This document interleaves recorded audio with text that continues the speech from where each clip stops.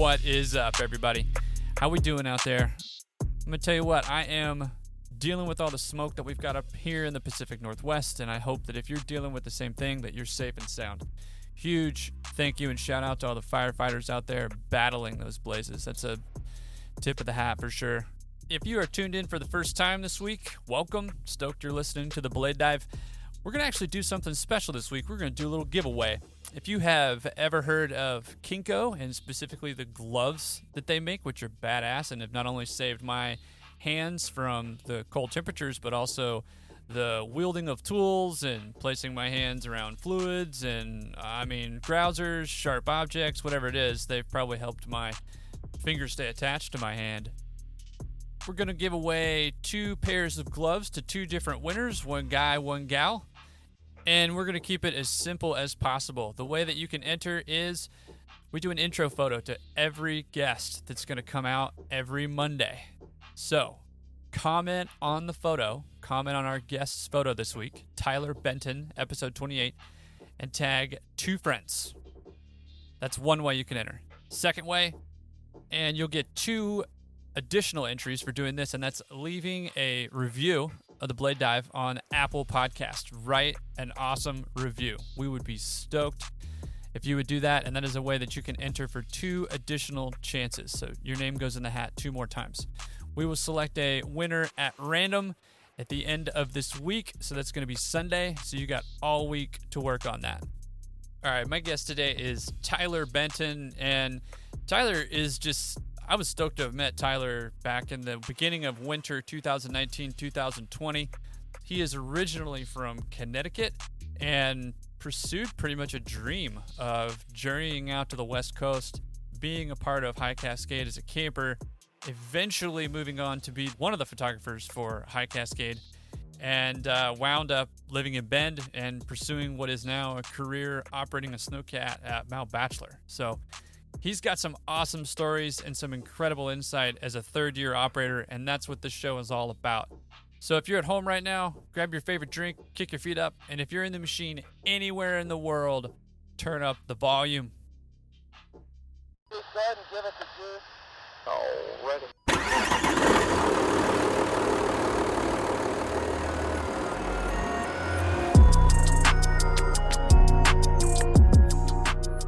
What is up, everybody? Welcome back to another episode of the Blade Dive. I might be a little biased here, but I'm super stoked on the guest that's with me to chat about all things them and where they've come from and what they're all about. And it is Tyler Benton. And I know a lot of us out there may not know Tyler, but I do. I was honored to have had the opportunity to work with him a couple years ago, which is crazy to even think that it's been that long. 2 years, crazy.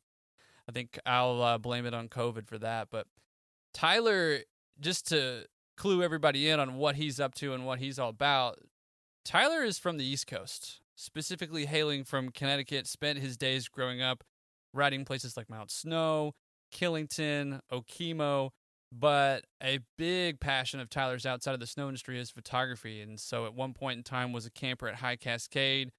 Fast forward 10 years, is then the photographer for High Cascade. Super dope. Working at Mount Bachelor, park operator, connoisseur of all things transition and airtime. Stoked to have you, man. Welcome to the show, Tyler. Thank you, Parker. It's an honor to be here. I'm pretty excited to be able to talk to you and talk on a platform like this. You know, the industry as a whole, in my opinion, is something that we got to make sure we're talking to all walks of life. So I'm stoked to have you on the show, man. For sure, the honor is all mine. Before we jump into it, though, I want to take a minute and thank our sponsor, Prenoth. This podcast, The Blade Dive, is presented by them. They back this thing and help me pay the bills, so the show keeps moving forward. So I'm super grateful for them for making this all happen. And I'm pretty sure you're familiar with the deal. We start this thing off with a special guest question. You cool with that? Let's get it. Prefacing it a little bit too, the special guest question is from Nick Simon. Nick is actually touching a subject that is new to the Blade Dive that I don't think we've really hit, and I'm excited to get into it with Tyler. So here we go. I'll play it for you now.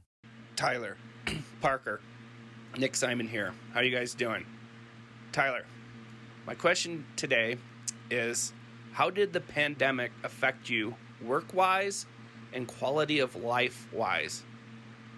And please elaborate on the day that you found out the ski areas were closing. Stay safe out there, my friends. Wow.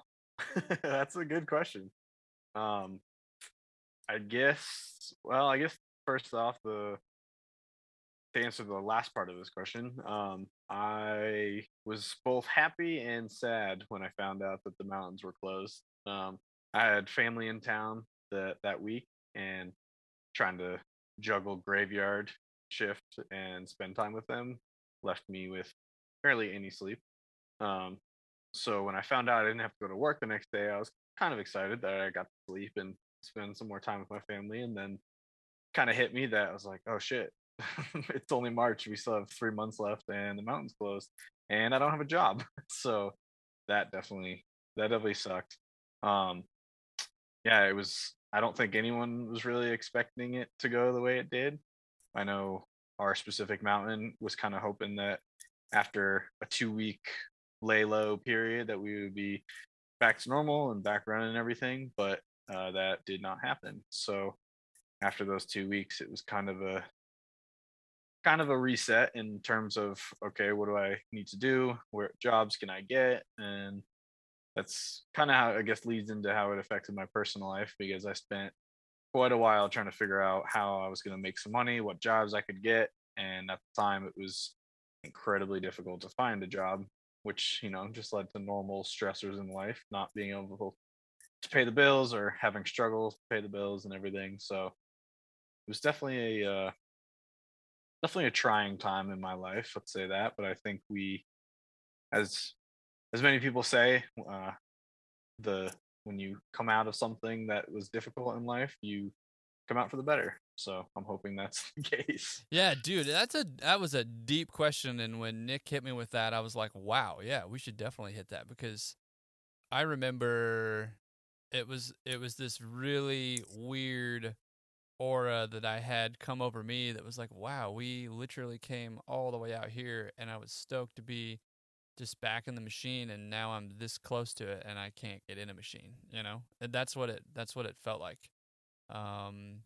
It was super trippy, but like I remember you and I talking offline when this all went down, when COVID hit, and you were hustling hard. Like you weren't just, hey, let's figure out what I can do in a machine and try to make or like an excavator or anybody else that's hiring. Like you were doing like the DoorDash stuff from memory. Is that right? Yeah, I don't know if I told you or if you knew this, but I really fucked up my back a couple summers ago after. Did not know this. Yeah, I kind of like broke my back a summer at the end of a summer up at High Cascade on like one of the last days. I lived in Portland with my girlfriend for a couple months up there, and I couldn't do anything. I couldn't do like a normal job. But sitting wasn't that painful and wasn't that bad, so I ended up doing a lot of Lyft driving, like Uber Lyft driving.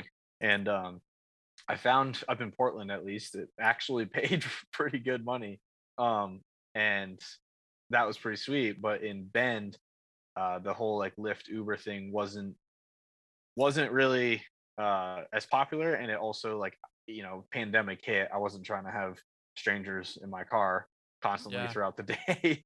So I kind of looked at alternative options that were, me being alone, limited contact with people, and DoorDash, and pays decent, enough to pay the bills. And DoorDash kind of popped up there, and because you could pick food up without ever talking to people and drop it off at someone's house without even contacting. So yeah, I did that for a while, which definitely helped. It kind of sucked, but you got to do what you got to do. Yeah, I was just gonna say, like, figuring out the grind, because I feel like that question is very relevant for a lot of what we deal with in ordinary life. You got, just like we discussed a second ago, you got highs, you got lows, you got ups, you got downs, and coming out of it, as you just mentioned, is definitely, it can be a battle. Yeah. When you told me that, and this is just me being fully transparent, when you told me that, I had, gosh, not that I didn't have respect for you prior, but I looked at you completely different. I looked at you as somebody that could really be okay with doing whatever so that they could survive. You know, you have all these different jobs and opportunities out there, and if you're just trying to put food on the table or pay rent, you know, whether it's going to unemployment wages or whether it's trying to figure out what job works for you based on how you're trying to be safe in a pandemic.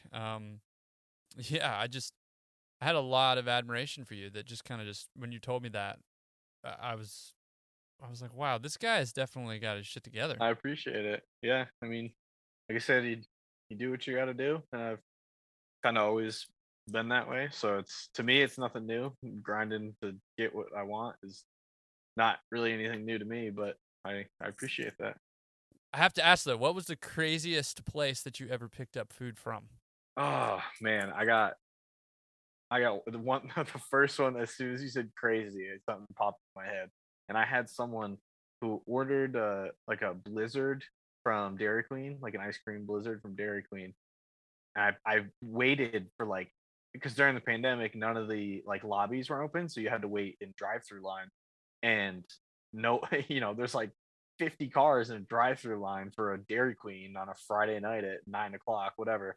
And I picked up this blizzard, just the blizzard for this one person, drove in between Bend and Redmond to this like way out in the middle, like dirt roads for miles. Like I had no idea where I was, like later at night. And I like the instructions or something said like, oh, just call me when you get to like the front gate. And I was like, okay. So I get to the front gate, and sure enough, it's just like, I don't even know how to describe it. It's just this like barn in the middle of absolutely nowhere. And I'm just this giant front gate, and I like call the person. Oh wow. And they're like, oh, okay, I see you, I'll just come out to you. I was like, okay. So they walk out, and I hand them the blizzard, but like, from where I left Dairy Queen to this place has been like 20 something minutes. I was like, your blizzard's like pretty melted, you know what I mean? And that was like probably the craziest one, because I just had no idea where I was going. I was like in the middle of nowhere between Bend and Redmond, somewhere way out in the boondocks, dirt roads, melted blizzards. Yeah, that was the most interesting one for sure. At that point, did they look back at you and say, it's totally okay? That's why I ordered it. I love my blizzards melted. Well, that's what I mean. Like, who orders like a ice cream like that?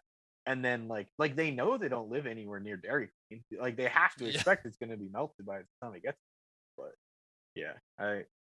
yeah, she seemed really happy that she got her blizzard. So that's what we're there for.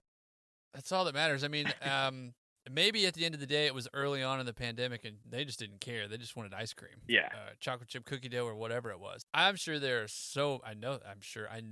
so many places for restaurants or eateries in towns that I've lived in that I've never even been to. Oh yeah. And so when somebody orders it, and you have to go there as the DoorDash person, and you go to pick it up, and you're like, wow, this place didn't even know this place existed.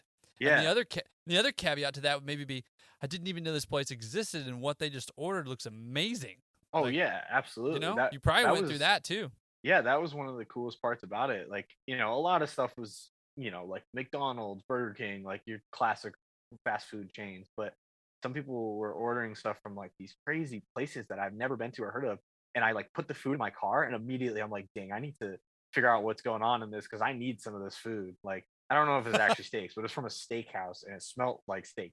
And I was like, oh my God, I didn't know the steakhouse existed. It smelled so good. But yeah, it was. See, that's what I'm talking about. Like finding the little things in the job that would be interesting in hindsight after participating in something like that. Like, oh yeah, like I'm sure you're maybe going into that gig being like, hey, it pays well. I'm down. Let's make this happen. And then like as you go through the process, you're like, man, like I need to go eat there on my lunch break, or I need to go eat there on my Friday night, or whatever it is. Food looks really good. Yeah, I had to ask. And a melted Dairy Queen blizzard, I never would have expected to be your answer, but that's awesome. Well, I know there's a lot more to you than recent job opportunities, but huge shout out to Nick for contributing. He and I chatted a couple weeks ago producing his episode, and that was one of the biggest things that he asked me. Who are you going to talk to that is this generation coming up in the machine? And I said, well, I'm talking to Tyler. Would you like to be a special guest question? He was like, yeah, absolutely. Sweet. That Yeah. would be Thank you for amazing. the question. Photography, man. I want to know about that selfishly because I love photography. My main questions are, obviously I've noticed that, it's you've kind of not been, if anybody's not following Tyler Benton on social media for the photography work that he does, you should check that out because he's really good. Little plug there, but really good, Appreciate it. really good, really good. It's not like you're,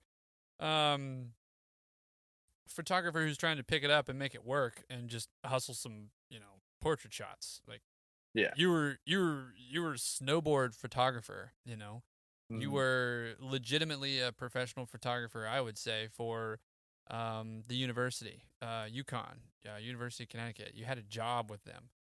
And so it was more than a passion at some point in time. Like, I would have to assume it was a primary source of income. Is that correct, or is that a bit of a reach?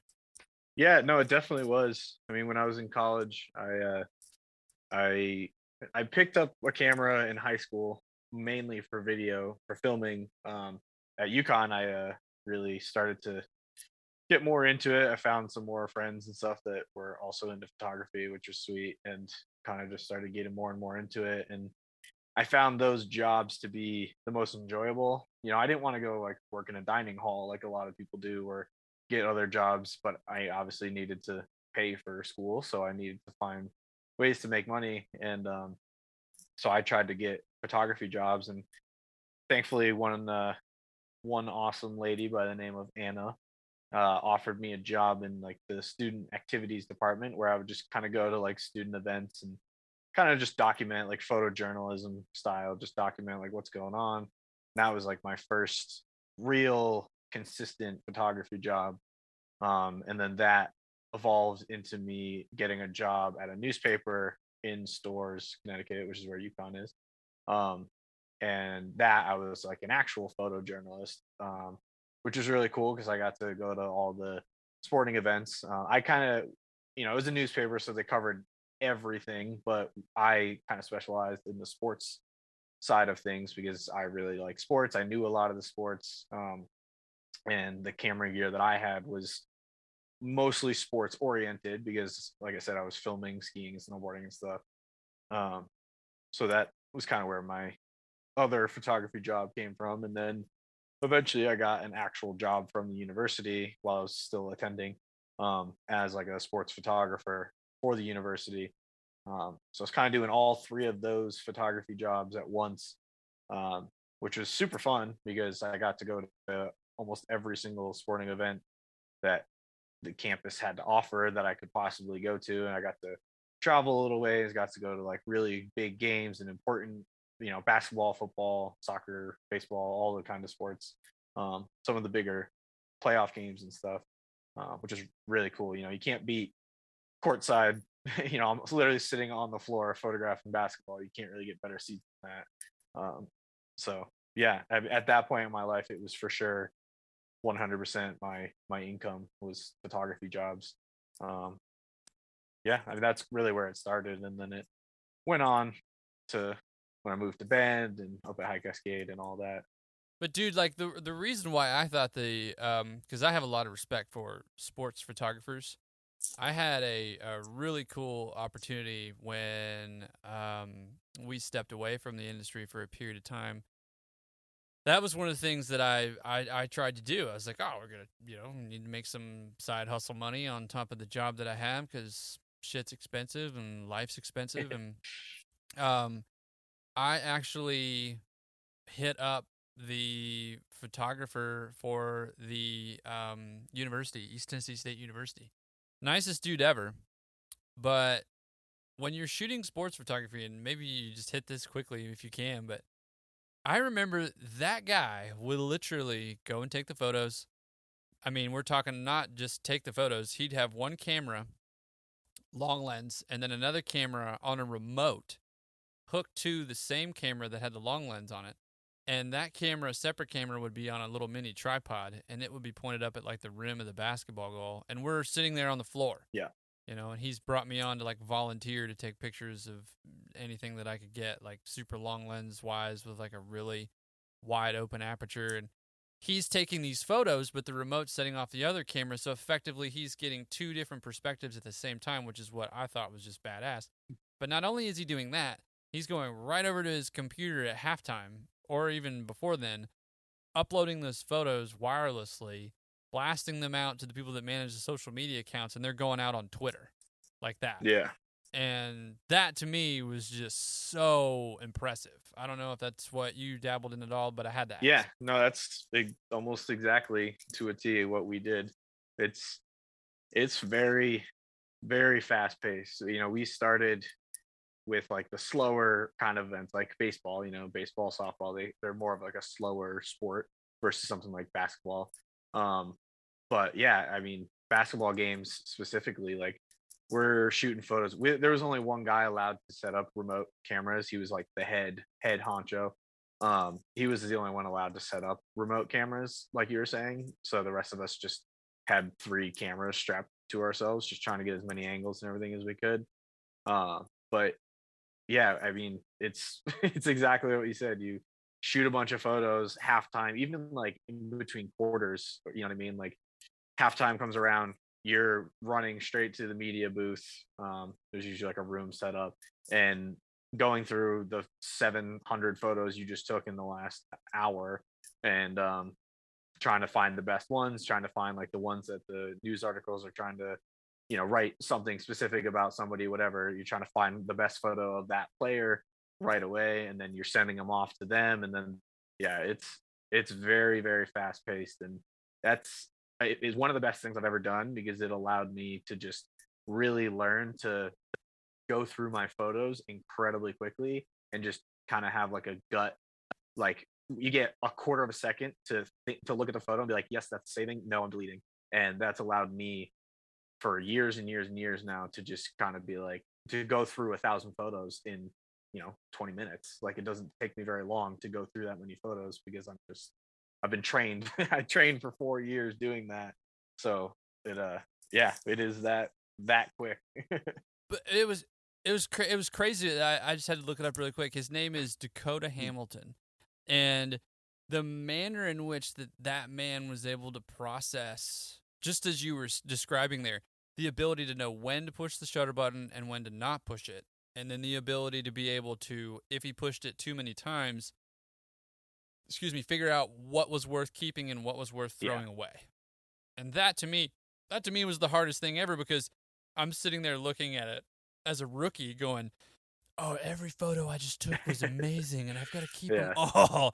And, you know, I would look at him, and he would be like, yeah, you just took 50 right there. Those 2, that's what I'm looking for. All the rest of them you can throw out. And it's like, I remember being so butthurt. I was like, man, damn, I would really you don't want this one? He's like, no, I just want those 2. I'm like, wow. Yeah. Okay. So fast forward, I get the opportunity to go to the battle at Bristol, where the Vols played Virginia Tech at a football game at the Bristol Motor Speedway. And I was working for the paper, but I was also working with Dakota, and they got us rooftop access for the Speedway to take the photos. But like the guy who was, you know, overseeing the sports page, a really nice guy. He was like, you got one job. You got to get the front page photo, and it's got to be when the fireworks go off. And I remember when the fireworks went off, and I've got my camera out, and I'm going to take the photo, and the first firework went off and just explodes like all around me. These things are going and I literally almost dropped my camera. I was scared shitless. And eventually like got it together, and there were fortunately 2 more times that the fireworks went off and I took the picture. But it's not an easy gig. Like being a sports photographer is not an easy gig. It's definitely not. That is a difficult job. Yeah. Because like you were saying, like baseball, and weighing on this, like a bad photo to you is more than likely a good photo to somebody else. And if there's a lot going on in the photo, maybe that's what you're trying to push out to the viewers, to everybody that's paying attention. Is that a correct assumption? Yeah, absolutely. I mean, that's again one of the biggest things I learned was like, just because I don't like something doesn't mean someone else won't like something. You know, I may look at a photo and be like, you know, like it's the lighting's a little off, the angle's off, like whatever, just kind of like the more technical side. Like I don't really like this, but if it's showing a story, or if it's like of a specific in sports, like if it's of a specific player that they're writing an article about, and it's like an important photo, like they don't care that it's a little overexposed, or they don't care that it's, there's some random person in the background, whatever. Like that story is what they want, and that's something that I took me a little while to learn and kind of get over it myself. But that's definitely, yeah, an awesome learning aspect that I had the opportunity to deal with. It was, yeah, I learned, like I said, I learned so much about photography shooting sports for the last, or when I was in college for those 4 years. Like learned so much about it. So cool. Well, I do want to get into the snowboarding photography, but I know I want to know more about you growing up as you and what that looked like, as much as you're willing to share. But maybe paint that picture for us, growing up as Tyler Benton on the East Coast. Yeah, so I grew up Tyler Benton, Hebron, Connecticut. TB. Little farm town in Connecticut. I think our population was like, I don't know, 7,000 people. My high school, middle school, high school, everything was 3 towns put together. Graduated with like 150 people, with the 3 towns put together. So that kind of gives you an idea. Yeah, we had a lot of cows and stuff in our town. Is there more cows than people? I don't know if there's more cows than people, but it was pretty close. I would say pretty 1-to-1 ratio probably. But yeah, it was an awesome little town. It was very very quiet, very nice little town. But yeah, I grew up playing sports. Baseball was kind of my sport that I played. Played them all, but didn't really like a lot of the other ones. Just kind of stuck with baseball for a while, and then found my parents got me and my brothers skiing when we were super young. So started off skiing when I was like 3, and then switched to snowboarding when I was 5, because my older brother went snowboarding, and obviously if he's doing it, I have to do it. So did that for a while, and those were kind of my things, was baseball, and really ended up loving snowboarding so much that I just had to make it a part of my life every day as much as I possibly could. I was watching snowboarding videos, going snowboarding, skipping school to go snowboarding, like doing as much as I possibly could. So that's kind of where the love of the game started. I'm sure that your college experience and the information that you've retained and learned through there with respect to just your degree, I'm sure you use that a lot. But why did you choose the snow industry as a career? I'd want to know that. I mean, ultimately, my love for snowboarding and my love for winter and snow and nature, really, like that combination of things is really like what drove me towards the snow industry. Like nature photography, I'm more or less a nature photographer at this point. Love snow, love mountains, like love to be on the mountains, love to snowboard. So it kind of just made sense to kind of put it all together, and having the opportunity at High Cascade initially led me to like, okay, this is sick. I get to photograph on mountains in the summer. Like, how do I do that in the winter? Like, how do I do that year round? And that's really where my first like application to Mount Bachelor started, at Day Crew, where I was like, I don't even care what I do. I just want to be on the mountain.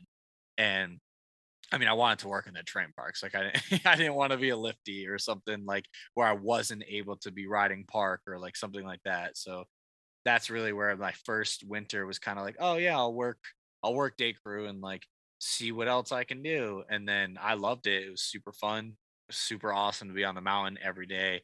And then like, working with Alex in the summer, and then him convincing me to run Snowcats, that kind of like that transition from winter, summer, and then into that first winter of me grooming, I feel like is kind of the real start towards like the career-esque kind of path that I'm on right now, is like, going from I love snowboarding and I love winter to now I love building shit that people can get air and slide rails and all that kind of stuff. It's kind of how I moved along there, and I love it. I mean, I definitely did not expect me to be where I am 5-6 years ago when I was busting ass in college for a math degree.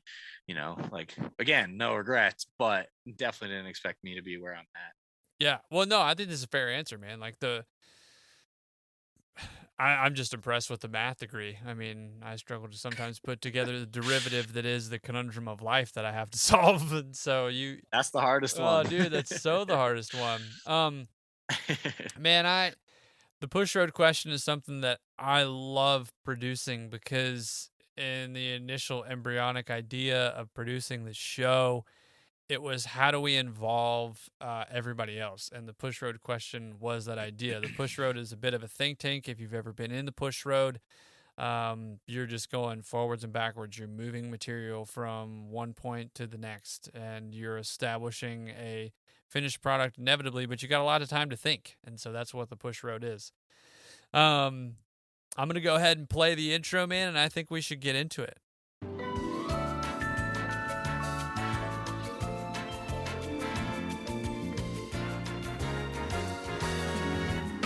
The push road question of the day. That is right, the push road question of the day. I love producing the push road question of the day, as I said. We take as many as maybe 3 to 4, but this episode is pretty special, so we're going to take a bunch. And there are a bunch of people that have contributed to Ty's episode, so that's how we're rolling that way. All right, right out of the gate, first question. Got to give it to our boy, Eli Sutton. Eli asks. Yes. Eli asks, Ty Money, what do you like to call a quick turnaround? A quick turnaround. Quick turnaround is called whipping a shitty. Is whipping a shitty? Is that a Connecticut thing, or is that? I have no idea. It's just what it is. I don't know if I heard that somewhere. I'm sure I did. I can't claim that's my saying by any means, but I don't know if I got that from somewhere or what, but I got some weird sayings. Apparently, didn't know I had weird sayings until I moved out here, but whipping a shitty. That's a turnaround. Whipping. That's a quick turnaround. That's a quick turnaround. Whipping a shitty. Oh my God, that's amazing. All right, we got Ryan Castro from Bear Mountain. Castro is definitely a legend in the game. He wants to know scariest moment so far, ? And don't worry, there's more coming. I'm sure there will be more coming. I think the scariest moment that I've had so far is I was like a really whiteout blizzard-ish kind of night where you couldn't see much past your blade.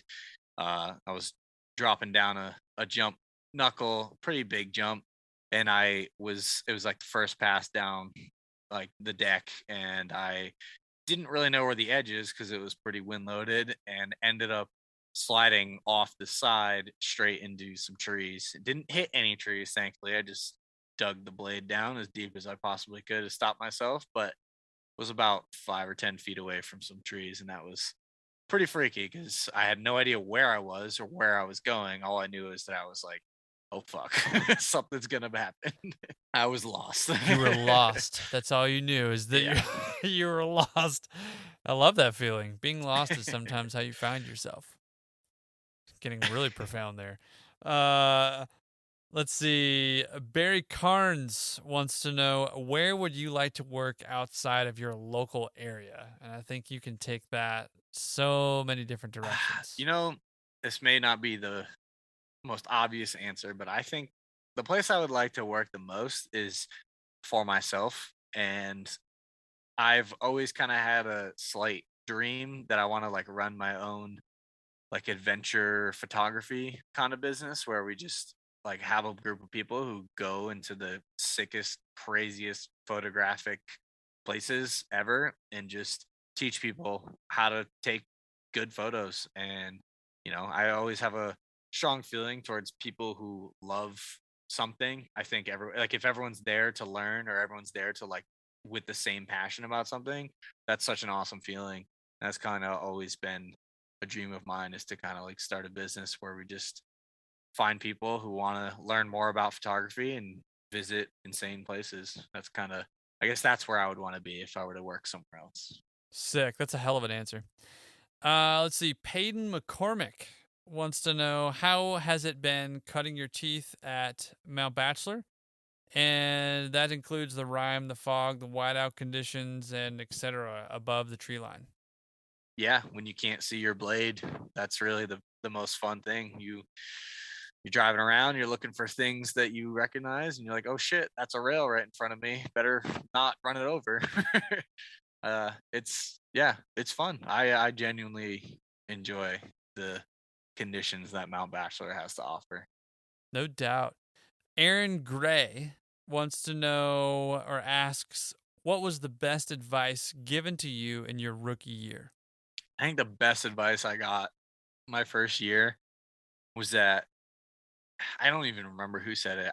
I think it was Marshall, but was just like, no matter, and again, I don't even know exactly what he said, but paraphrasing, he's just basically was like, no matter how shitty something may be, like no matter how something is turning out, like no matter how upset you're getting about something that's turning out, like you're going to grow from it, you're going to learn from it, and the next time you do it, you're going to be better. And that's really stuck with me because it's like kind of how I've always seen working, and like a work ethic is like, you're always there to grow, you're always there to get better.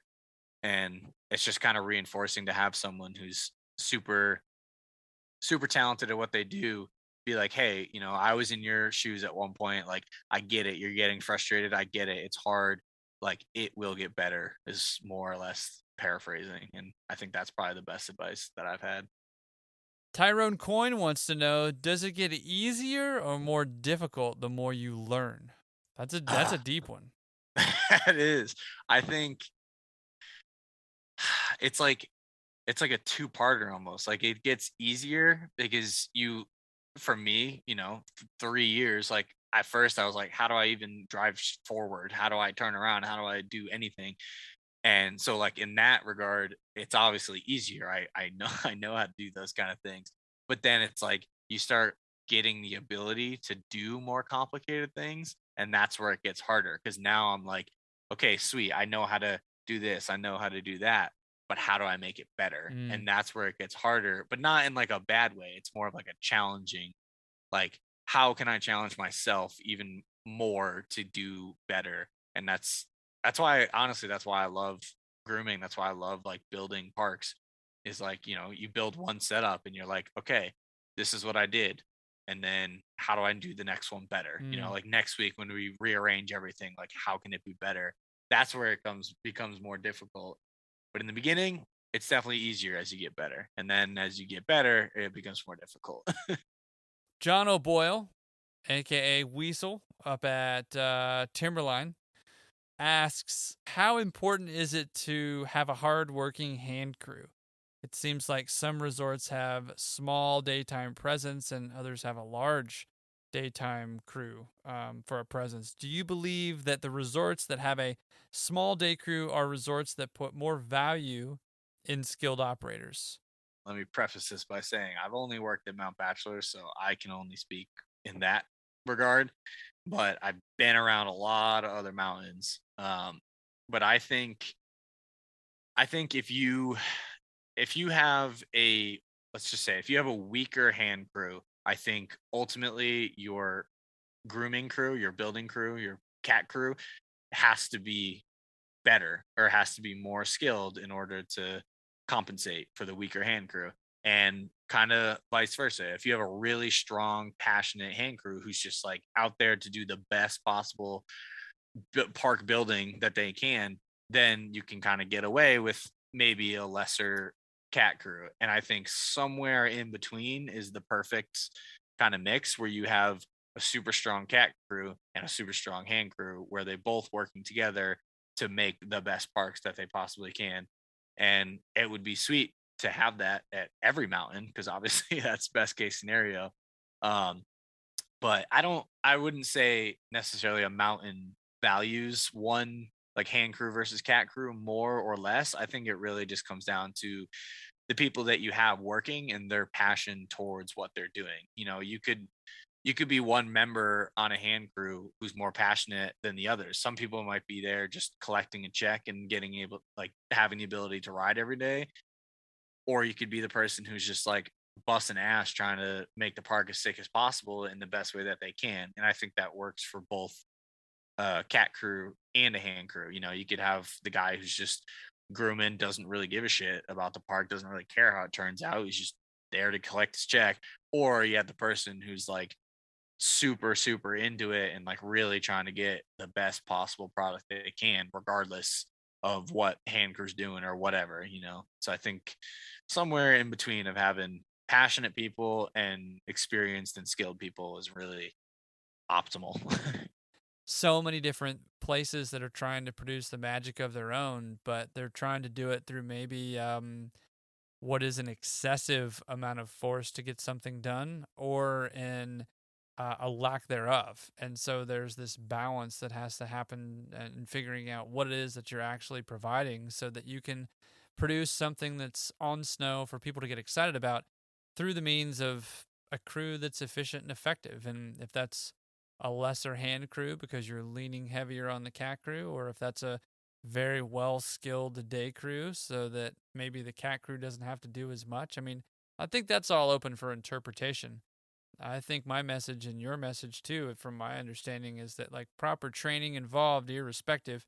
Doesn't matter if you're wielding a shovel, if you're wielding a 12-way blade, you kind of need to be knowing what the fuck you're doing. And that's just all it boils down to. You can have passion all day, but being safe and being efficient is super important in whatever it is that you're trying to produce. That was a hell of an answer, man. Yeah, absolutely. I think just having a combination of people who are trained well and have the passion to want to be trained well and want to work is really the most important thing. You know, you can't, whatever that saying is with the horse, you know, or even the dog, whatever, you can't teach an old dog new tricks, like whatever. You know, you gotta have someone who's willing to do the work and who's willing to learn and who wants to be there. You know, it's hard to train people who don't want to be there, or it's hard to train people who don't care enough. And yeah, that's where, you know, in a perfect world, you're finding your employees are just the best, the people who want to be there and who are want to learn and want to be the best. That's really the perfect world. But you know, maybe talk about how you went from camper at High Cascade to photographer and then landing in Bend. If you would unpack that, that'd be awesome. Yeah, I think that's like a really good stepping stone, I guess, for like where I am today. Not that I'm very far along, but it's a good way, because I started, you know, like I said, I loved snowboarding. I was so into park riding and everything when I was younger. I had this dream back when I was like probably like 11 or 12. High Cascade was like the fucking dreamland. Like for any snowboarder in the world, that was like, this is the sickest place on I would earth. agree. I would see all these videos. Yeah, it just it's such a sick place. So when I was younger, I was like, I have to go here. And I remember telling my mom about it, and she's like, oh yeah, like that looks cool, blah blah blah, and like looked it up online and was like, dang, that's really expensive. And you know, I live on the other side of the country, so like I had to fly there. You know what I mean? It wasn't just like a little hop, skip, and a jump. I had to really get there. And I was like talking to her about it and this and that. And you know, I like did good in school and everything. I was like a good student. My parents didn't really have to worry about like hounding me to do my homework, anything like that. I was pretty independent. So one year my mom told me, I think it was probably my freshman year. She was like, hey, like me and your dad decided that we're going to send you out for one session at High Cascade, which is like 8 days, whatever. And she was like, it's your birthday present for this year, your Christmas present, and your birthday present for next year. I'm like, that's fucking awesome. Like, you know what I mean? I was like, be over the moon. Like, this is the sickest thing in the world, like crying happy. And so I like went out there that first summer and for like the 8-day session. And when I tell you it was the best time of my life, like it was the best time of my entire life. Like the most amazing week I have ever had, ever, by far. And it's just so much fun all the time, snowboarding with the sickest people possible, like amazing. And that place, like after I came home, I was just like, what how do I even live life after this? Like, how do I go from this insane place back to my normal life? And I just like always had this like thing about High Cascade and Mount Hood in Oregon in general. I was like, that's like heaven. Like that's just the dream world. And the next year I was like, Mom, I really want to go out there again, like in the summer.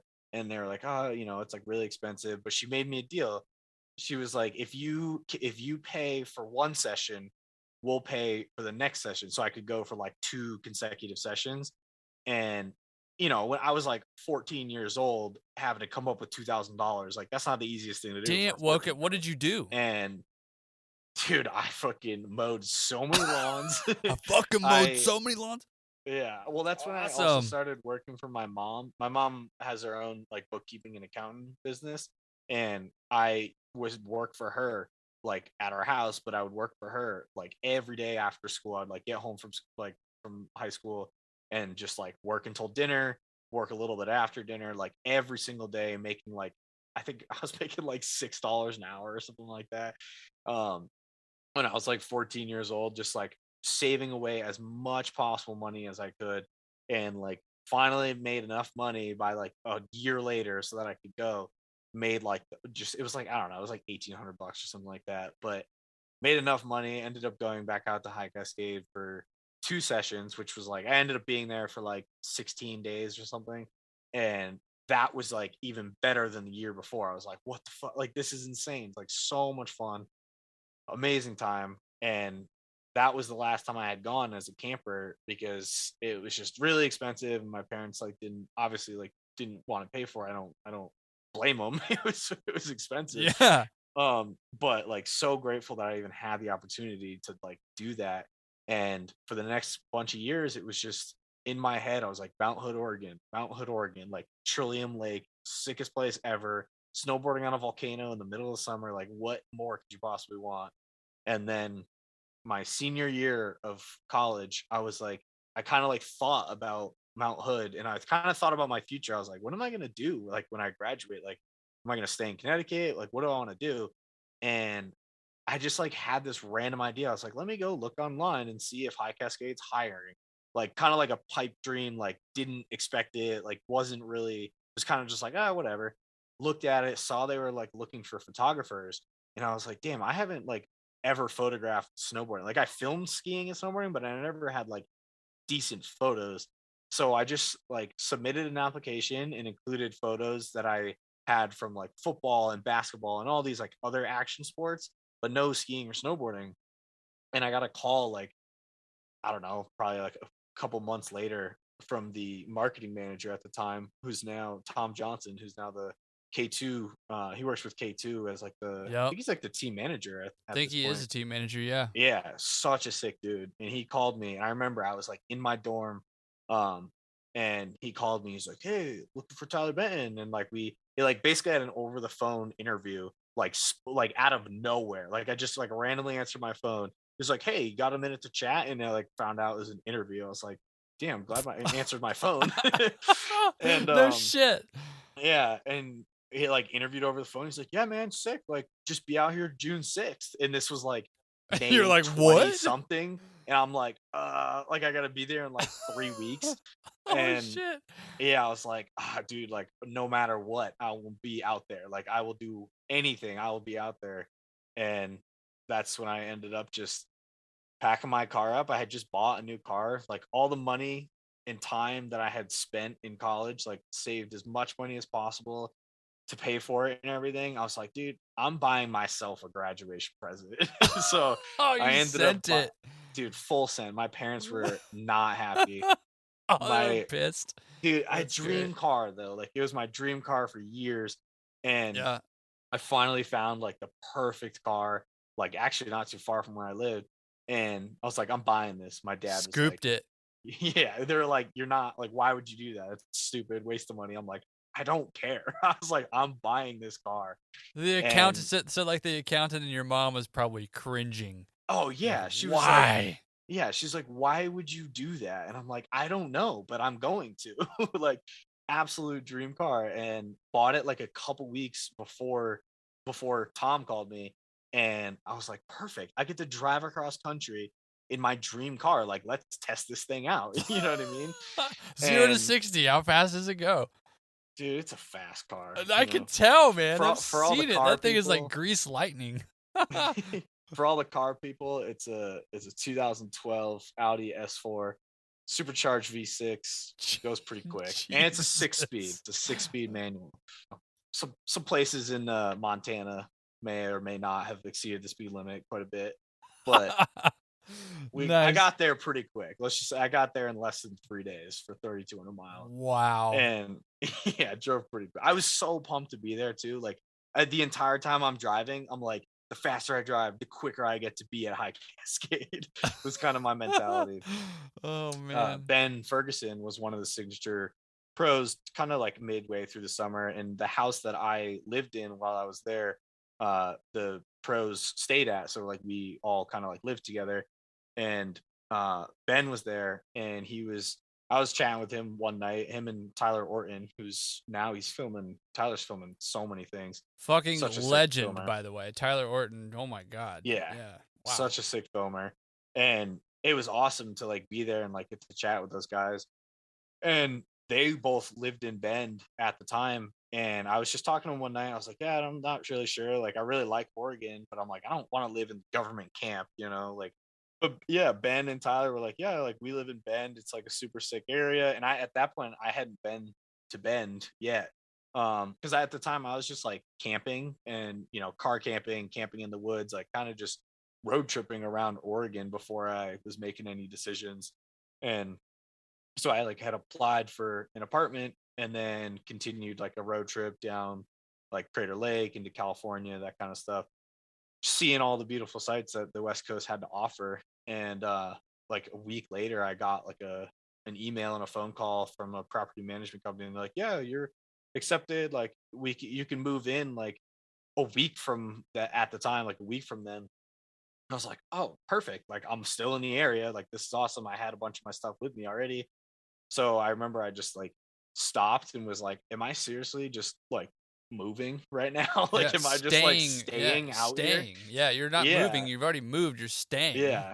And I called my mom. I remember I was sitting there and I called my mom and I was like, hey, mom. And I was like really, really nervous to call her. And because I don't really know why. I was just like, I don't know. I didn't have like this closest family. Like, we weren't all super close to each other.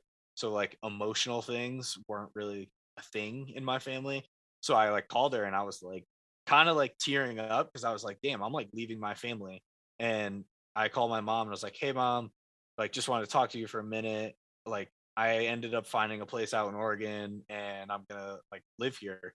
And there was just like dead silence for like 10-15 seconds. And I was like, oh shit, like she hates me. And then Yeah, she's pissed. or yeah, something. exactly. And then she responded and she's like, honestly, when you left, I didn't really expect you to come back. And I was like, that's just like those words have like stuck with me forever, because she was like, yeah, like when you left, we really didn't think you would want to come back. Like, we know that place has been in your dreams forever. And she was just kind of like, we didn't really expect you to come back. So I was like, dang, well, I'm out here. And yeah, that's kind of how I moved to Bend. I just stayed. Dude, that is amazing. Dude, so poetic. Like, I feel like a lot of times there are people that or places that I've been that I've talked to people, and it's, you know, they never leave, there's no exploration, it's comfortable. I wouldn't maybe call it complacency. Yeah. Because I think every person's definition of happiness is different.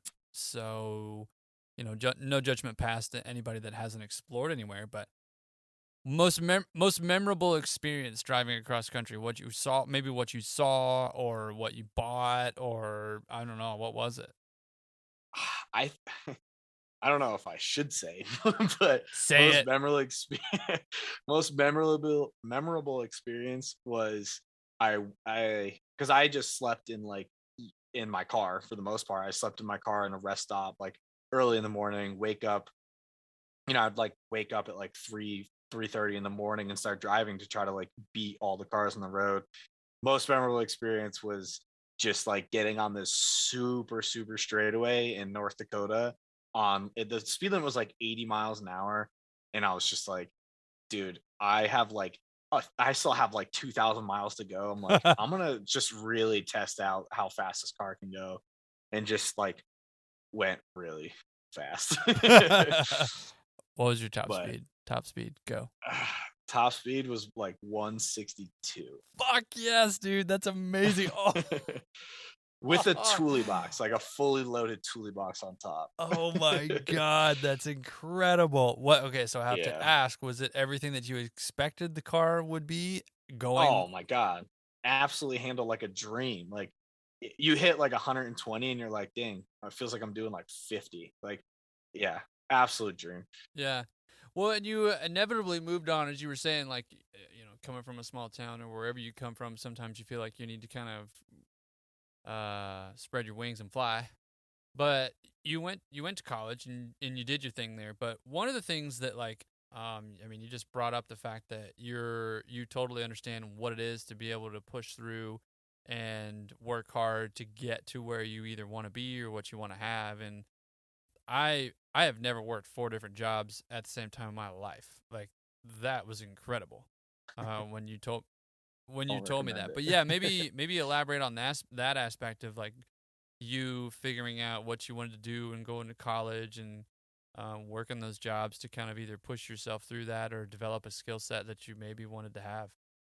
Yeah, I was when I was going through high school, I really liked, against what most people do, but I really liked math. I really liked the analytical thinking of math, and very like black and white, 2 + 2 = 4, no other way around it kind of thing. There wasn't much room for like any kind of freedom. It was like, this is what it is. I hated English classes where they were like, tell us how you feel, like what does this thing like mean to you. Like, I hated that kind of stuff, which kind of like goes against the creative side that I'm supposed to have as a photographer. But I was just gonna say, dude, like that's like oil and water. Yeah.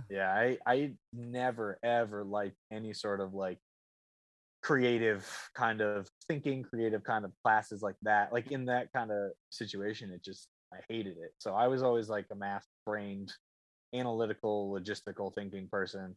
And all throughout high school, I did, really well in math classes and everything.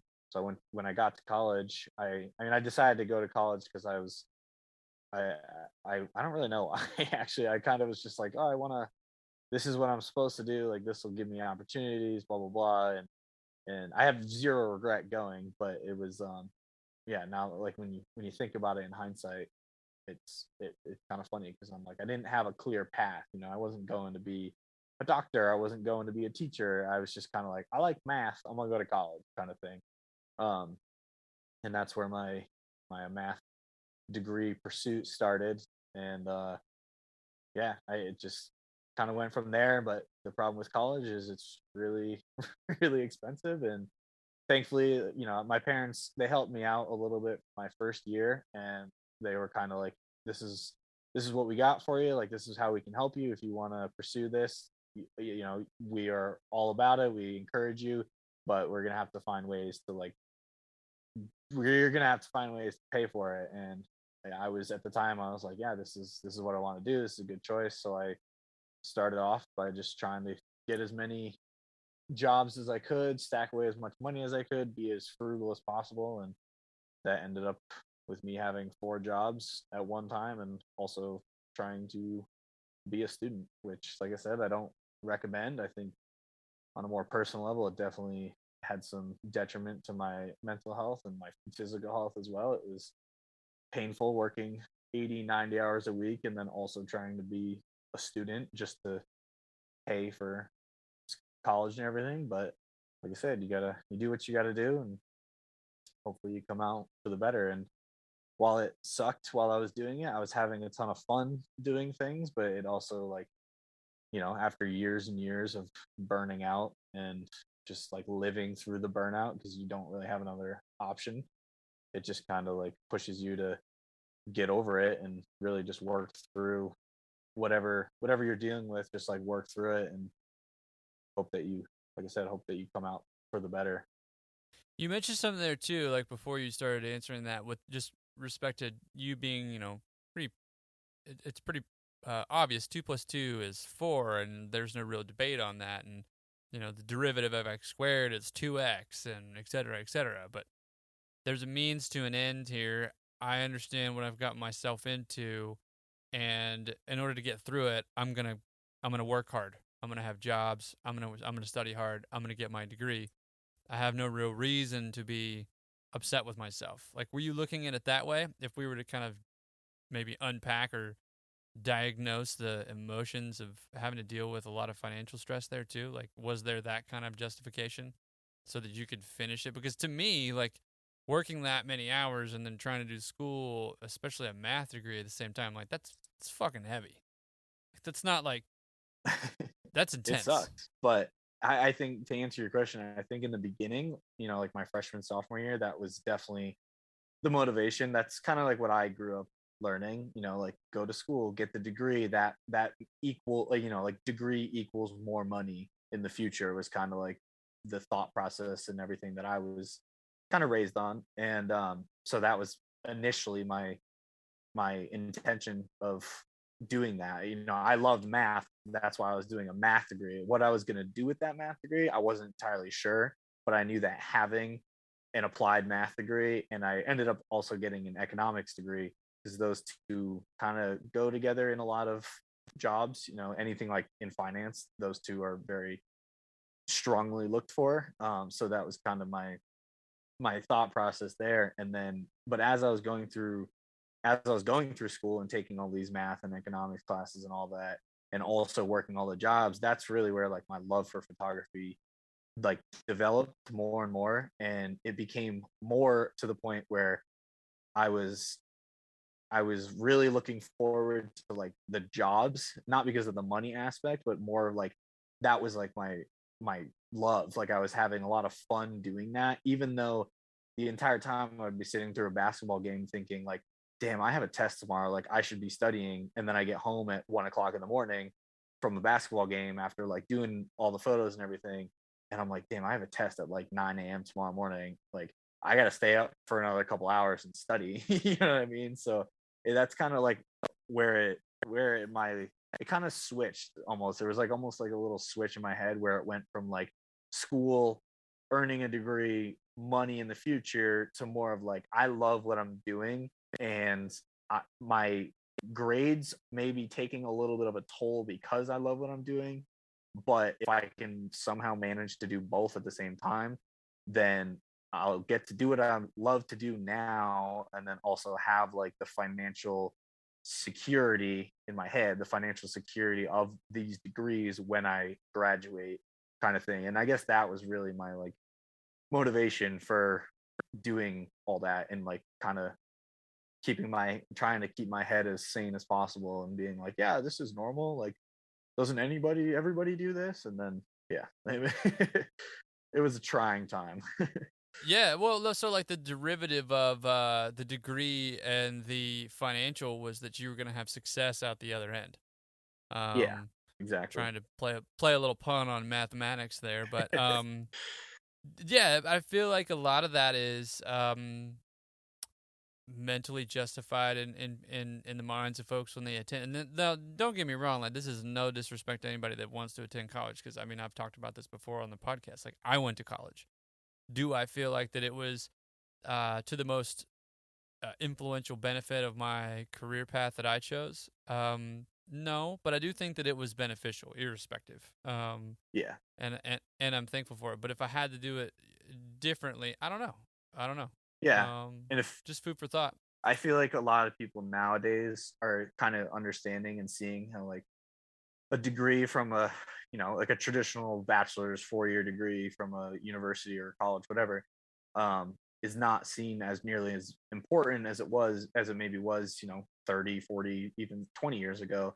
But at the same time, like, I drive a Snowcat for a living for the most part. Like, that has very little to do with my math degree. Like, they're not super, like, I didn't get a Snowcat job because I have a math degree. So people would be like, oh, do you see college as a waste? And I will always respond the same way. Like, even though I worked my ass off and probably came out a little crazy out of college, like, I absolutely never ever regret going, because I would never be where I am today if I didn't have those 4 years of like life experiences and like the work ethic that I built up for myself and the love for photography that I accumulated over those 4 years. Like I would probably still be in here in Connecticut doing nothing. You know what I mean? Like I never ever regret going to college, even though I don't use my degree right now per se. It's like I'm a totally better person for those 4 years, and the experiences that I got absolutely benefit me in every single way. So that's kind of my spiel for people who are like, oh, should I go to college? Should I not? Like, if you want to go for it. If you don't worry about it. You know what I mean? There's no right or wrong. There's no right or wrong choice. No, there's not. We'll get you and Ginger Carrico together from Joe Genevieve's episode, and that'd be an incredible conversation. I feel like math people talking with math people are, it's really cool. Dude, I want to know too, just like East Coast riding, and I mentioned like you doing things around Mount Snow, Killington, Okemo. I'd be interested too, like, cause my obsession with snowboarding and snow sports was definitely kind of curated around who I was witnessing and who I was seeing, whether that was a local really good rider or whether that was a pro level rider through the videos. But you know, when were you hooked? When were you really like, oh, there it is, I'm not going back from that, I love what I'm doing here, standing sideways? And like, who were you trying to emulate, if anyone? Well, yeah, I mean, for the most part, I rode at Mount Snow. My parents, when I was, I think, I don't know, 11 or 12 years old, they bought this like tiny little condo. It's like, I don't even know, it's like 700 square feet. And, there's 5 people in my family. So a 700 square foot place for 5 people is pretty small. Yeah. But like, it's fucking awesome. It's like 5 minutes from the mountain, like in the middle of the trees, like nothing fancy at all, but it's a place. It's a place to sleep. It's a place to park. They bought that kind of out of nowhere, and we ended up just getting passes, like season passes to Mount Snow. So I really like Mount Snow was what I would say is like my home mountain in a way, because that's where I spent as much as I possibly could there. And there were a bunch of riders there. Like, Mount Snow, back when I started going there, Corinthia wasn't the Corinthia it is today. Corinthia was there, but it was not like the terrain park Corinthia that we know today. But when I first started riding there, guys like Sean Murphy were like the park rangers, so like the diggers there. And I used to watch Sean ride all the time, and I was like, this dude is the sickest fucking snowboarder ever. Like, his style was so he was just like so effortless, like such a sick rider. And yeah, I used to watch him ride all the time, and I'm like, dang, I want to do that someday. And then, over the years and years and years, there was more and more people who would ride there, and like locals who would ride there that I would end up seeing, because we were weekend warriors. We were there every single weekend at minimum. And so I got to know like the locals kind of well. And yeah, I used to watch Sean, and then there's another kid, his name was Tyler Reeds. He was like a coach up at Mount Snow, and the two of them were just like, they had the sickest style to me, more of like the old school kind of like thug style, baggy pants, like big shirts, so sick.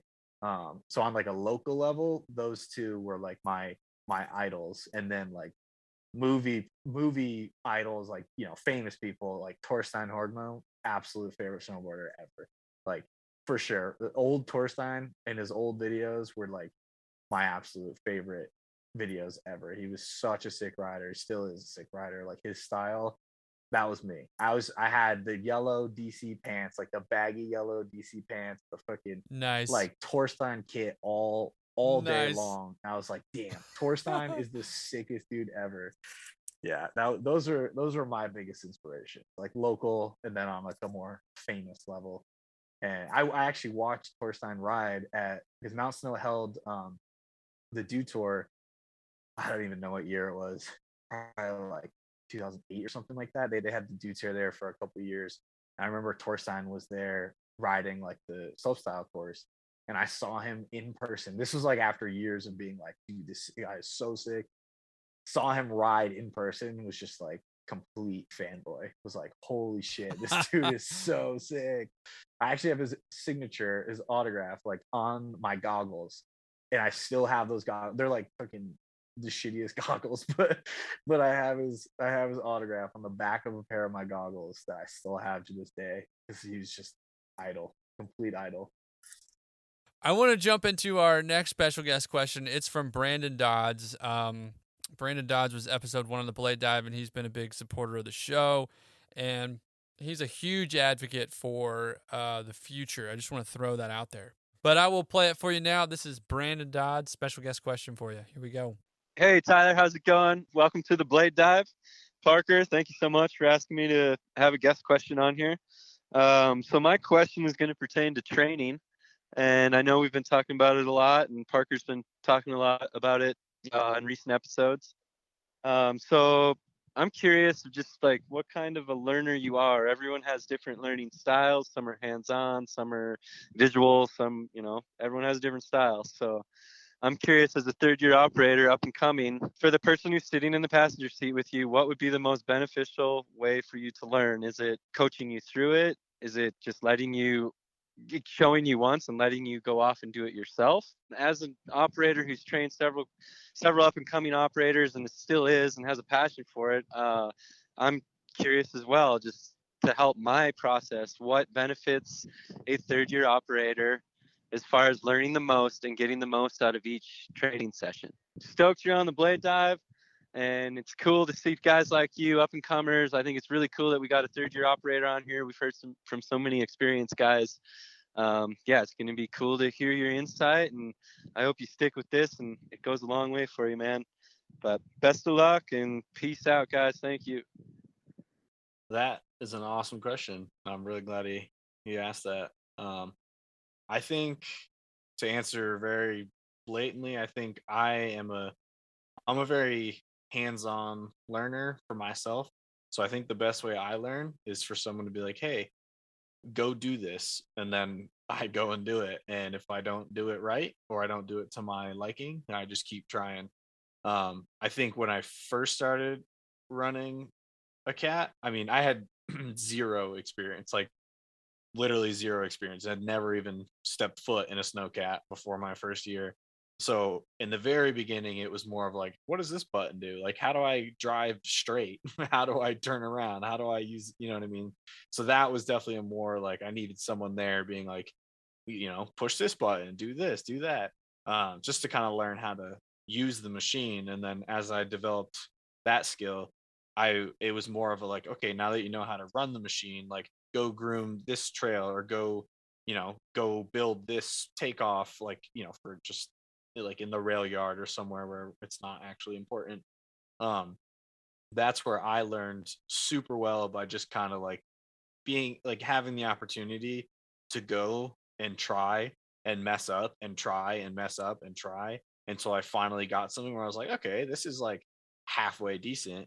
And then if I really couldn't figure something out, then it was kind of a like, hey, like this is where I'm at, this is what I got to, I can't quite figure out how to, I got 90% of the way, how do I do the last 10%? And that's where I like the kind of leadership aspect, where they're like, okay, this is what you do to finish it off, or something like that.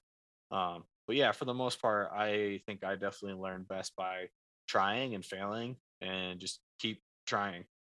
Yeah, and see, like, I think what's so cool about this conversation that you and I are having is that it's not like I had never met you before. You and I worked together 2 years ago, and you may remember this, but there was a morning on the graveyard shift that I was going to build some rollers and a rail pad, and I was like, you know what?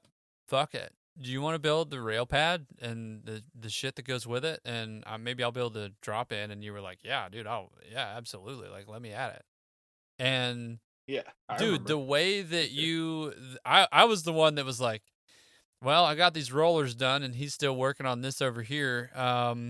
It was trippy because I had never seen anybody really attack a problem like that. And like, I know a lot of the times people kind of term things with, well, I don't give a fuck, I'm just going to do it my way or the highway. It wasn't that. It was really just I'm going to try to do this and complete this process to the best of my knowledge with what I've been given for tools thus far. And whatever happens at the end of it, I'm happy with. I'm happy with it. That's what you were projecting. And like that to me was just this, it was this new kind of out of body experience that I was like, man, like this guy is different. This guy is really, really good, because I'm sure there are other people that think like that, but I'm experiencing it for the first time, and he's not coming across as an asshole. He's not coming across as somebody that has it all together. He's literally coming across as somebody that just wants to learn. And just as you described, like you're getting your hands dirty doing that, and you could really care less afterwards. Like I failed, I succeeded, either way I learned something. Let's go. What's my next task? Yeah, absolutely. It's really cool to see. I appreciate you saying that. My whole outlook on life is like, everyone says you only got one life, but like I want to learn as many things as possible, even if it like doesn't matter or it's stupid or like whatever. It's like I want to learn as many things as possible. So I try my best to take failures as like learning opportunities, which, sometimes I do really well. Other times I just, throw myself a little pity party and get over it. But yeah, I especially like learning how to operate a Snowcat was the most challenging thing I've ever done, I think, because I had zero clue. Like I said, I had zero experience. I had no idea what the hell I was doing.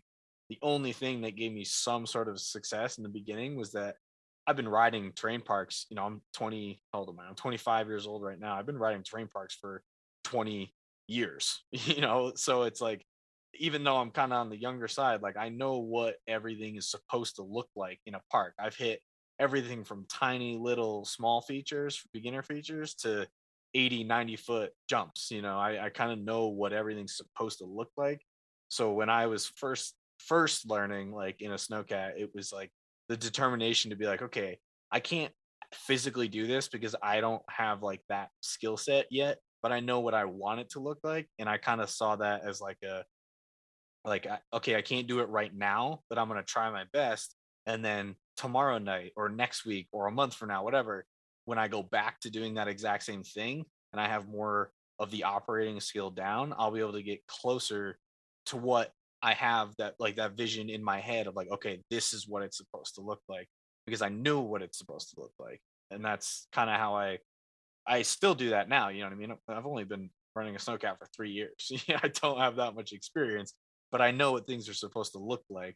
So it's like that's that vision in my head. I'm like always working towards it. So that's kind of how I grow and how I learn and how I like look at a project, or not a project, but like an obstacle in my operating is like, it's just like I know what it's going to look like eventually when I finally can get that skill.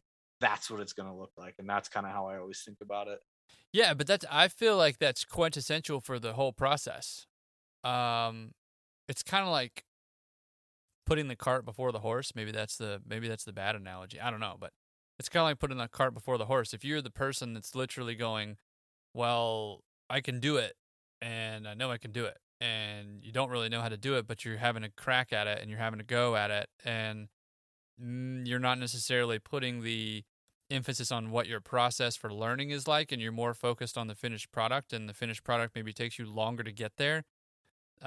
You're realizing as you go that you're putting the cart before the horse. You're going, well, all right, I need to back up here a little bit. I need to realize that along the way, my snow needs to come from this area instead of this area. And how am I managing my material? And what does my time look like? And you're refining the process as you go through each and every piece that you're learning. But I remember vividly you being extremely proud of what you had done. And I remember just, maybe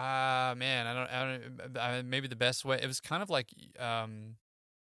I was pretty stoic about that. Like I was pretty emotionless. I was very just taken back by how you approach that, because I think that so often we as a population in this industry of cool take a look at somebody's work and kind of go, whatever, man. Like it's not like it wasn't anything special. Like, well, yeah, but like you did you, and you crushed it, and you were proud of that. And that's what I think a lot of times we need to kind of lift up as an industry, instead of, because you were doing two things. And this is what I mean. I hope everybody's listening right now and they're just zoomed in. But you were doing two things. One, you were doing as you were told to do, because I didn't tell you to do anything, but we had two things to achieve, and one of them was being accomplished, and the other one was being accomplished. And then the other one was that you were off hill before we opened. That's it. And it's not like neither of the things that were built were astronomically out of the question or unsafe, but all the stuff that was put into place there was a learning experience. And whether or not it was rideable or unrideable or irrespective of any of that, like, there was snow that was moved around and you learned something. And I think that whole idea of what it takes to actually learn something in a snowcat and experience what it is to build, maintain a trail, establish a grade, all that stuff, is a lot of the times pushed to the bottom, because we're more worried about what it is to be able to have everything open and readily available for the public. And that's great. Like, without those people that are coming to the mountain and buying things, we wouldn't have a product to offer and a salary for a job. But how are we providing the opportunity for the operator to actually learn something? Alpine, parks, skinny trails, whatever it is. That's what I'm most interested in right now, especially with talking with somebody like you. And well, I want to get into our next special guest question. It's from Marshall Morona. And Marsh was also, and still is, a rock star of an operator. Such a mellow dude, humble dude. But his question is amazing. I think it's a great segue into furthering this conversation that we're having about training, because he's going to, I think, allow you to go deeper into your perspective of what's possible just for experience and on Graveyard for training. Tyler, how's it going, buddy? I want to know what your thoughts are on training on the Graveyard shift. I know that when I was on the Graveyard shift, I was not surrounded by experienced operators, and I basically had to go mess everything up and learn from my own mistakes for a while there to be able to put out the product that I wanted to put out. Question for you is, what advice would you give to rookie operators and to management in hopes that everybody on the Graveyard shift will get the training that they need and deserve? Thanks, buddy. Awesome. Thanks, Marsh. We got to get back together sometime. Haven't seen him in a while. That's a great question. I think I've only ever known the Graveyard life because that's all I've worked for the most part.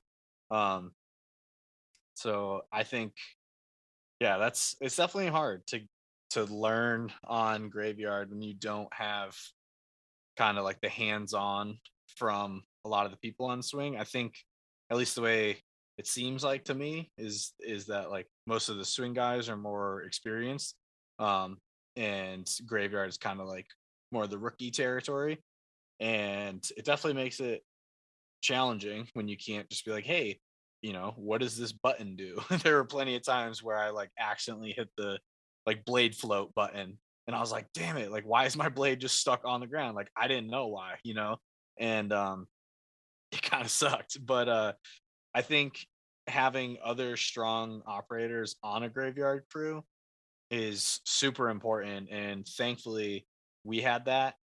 There's a good buddy that I work with, Jeremy. He's been on Graveyard since I've been on Graveyard. He's got way more experience than I do, and he was always really helpful when I was working Graveyard. And Parker, you were on Graveyard with me my second year. You were super helpful. So when I did have those stupid questions like, why is my blade not coming up, why is my tiller not, whatever, I had those answers immediately, which is super helpful. And then more of like the bigger picture kind of things, like, this is how you do this is how you do that. I was thankful to have the opportunity to get those training ideas from those people that helped me out. But I guess the overarching thing, like it's definitely hard to train a graveyard crew without at least one experienced operator on a graveyard crew. Just because the only time we saw the swing guys was when we got into the shift. There was no hands-on capabilities. So that definitely made it challenging. But having people like Marsh and Alex on swing shift who were more than helpful, and always willing to help you out was definitely key in the very beginning. And then having someone like Jeremy experienced on graveyard and you, Parker, was definitely helpful. What would you say though to like? I mean, I just when Marsh sent me that question, first of all, I was so pumped because I think it's a prominent issue, and it's not necessarily a one mountain problem where a lot of the times, and you've heard me even say, Ty, that like graveyard is my jam. Like I love that shift, and Oh, I know you people do. fucking get weirded out that I love graveyard. But the reason why I love graveyard is because you are literally around people and other operators that they're there for the right reasons. I feel like they are. They're not necessarily utilized in the right capacity. And so there's a lot of opportunity for people who are experienced to help, but there's also a lot of opportunity for people who are experienced to encourage. And I think that is something that is not really taken advantage of, and that graveyard is often something that is. And the reason why I really like Marsh's question is because for everybody that's listening, I hired Marshall. Marshall was, no experience coming from the graveyard crew or coming from the day crew, jumping over to cat crew, joining with Trevor Borelli in 615 and jumped into a machine. And like, he's exactly right. There was all the opportunity in the world for him to kind of figure out what it looked like for his skill set to learn, but there wasn't necessarily the opportunity for him to be trained correctly. And I think that I'll fall on that sword, and there's a lot of other people that can fall on that sword too, because the biggest problem in the ski industry and the snowboard industry with respect to grooming operators is that we have an incredible person like Tyler Benton that's on the show right now that wants to talk about themselves and what they've been through and their experiences. But I think one of the things that a lot of people could relate to is the fact that the training aspect of it was neither incredibly positive or incredibly negative. It's just that it's incredibly difficult for a manager or a supervisor to provide the accurate amount of training, the proper amount of training, to where somebody on graveyard feels like they're starting out on their first year and they're taking a lot away beyond what their own abilities are to be able to knock down something, rebuild it, or shape something out on their own. They're learning through failure constantly. And that subject is not talked about. It's not. And I just thought it was awesome. Like Marshall was like, "Can I go there?" And I said, "Go there," because we're not disrespecting anybody. We're definitely bringing something to the light here, which is that I feel like a lot of people, if they had the opportunity, or really somebody to kind of encourage them, would do what Marshall's talking about. Knock down the takeoff, wing a different portion of snow, go mess up a pattern, go regroom it if you had the time to. But the difference between graveyard and swing is that, graveyard, you're on a time limit. Swing, I don't know. Like, I would say no. No. Yeah, they don't have a I time would say limit. no. And so based on that, there's a whole other different set of constraints that come. And it's a really interesting subject to approach and discuss, and so that's why I wanted to talk to you about it, Ty. Like you saw me in my approach with graveyard, and it was like, look, we got to be off the hill, we got to be done, we got to be here, we got to be safe, and that's why I think it's captivating and interesting for you to be able to attack it from the approach of, I'm trying to learn, I'm trying to do, and I'm trying to be, and to have a constraint that is time. I'm going to figure out how I can create more time. I totally agree. It's like one of those things that's just hard. I don't know. I've always learned from from failure, and I've always learned from success, and I've kind of always put myself in the position of like competing against myself the most. So, I didn't have a problem learning and like learning how to operate a machine from my own failures and my own successes without someone um like being there being like, yeah, you're doing this right, or no, you're doing that wrong. I've just always learned kind of on my own. I never had a big problem with it, but I also totally agree where if that was more of like the normal way to do it, then you definitely would probably progress faster. There's only so much failure you can do before you're like, all right, what the hell do I need to do? Yeah. Where you need someone who's more experienced to be like, hey, this is what you do. And I think that's kind of like where Graveyard is lacking, because you don't have the person who's like, hey, you failed 400 times. Let me show you how to do it. You know what I mean? It's kind of like, oh, you failed 400 times. Also, you got to be off the hill by 8. Yeah, and like that's the fucked up. Sorry to interrupt, but like that's the question I want you to answer is, how do we? And I'm sure, like, no disrespect to any of the program, I'm sure there are programs, and I mean, I've used the word program. Everybody out there knows what my version of program is, and that is, it's not one person, and it is definitely a aim at a long-term goal, and you're not expensing somebody for the short-term cost. Referencing math again. The or economics. Rather, economics, yeah. Yeah. The my take on it, just so that you don't feel alone, I want to have some ownership in this, is that I feel like swing is dubbed as the elite job. And because of that, what we have done as an industry is we have placed swing on a platform. When now that we're realizing what's in front of us with the future of the industry, is that Graveyard is, if that's what we want to label it as, for the proving grounds of people, and that's fine. If we want to dub it that, I'll dub it that. Why does that have to be a crutch? Why can't we have more experienced operators on Grave, like you're saying, so that people, and maybe it's a pay thing. Maybe a Graveyard's a tough shift to work. Maybe it's a pay thing. Maybe people are hung up on pay. Maybe people are constrained by lifestyle, like I am, with a family. And being able to try to justify working my favorite shift is difficult nowadays. I don't know. But how do you think we improve the training opportunities or processes for operators everywhere on Graveyard? I think that's the $1 million question in this industry. But I think as a whole, I don't know. You need to have someone who's a complete rookie, like I was when I first started. I had zero idea what I was doing about almost everything. Someone like that, I think, needs their hand held in a positive way for more than a couple weeks. My first year grooming, I started in the terrain parks. Like, I didn't start alpine grooming. I wasn't trail grooming. I started in a terrain park, and that's all I ever knew.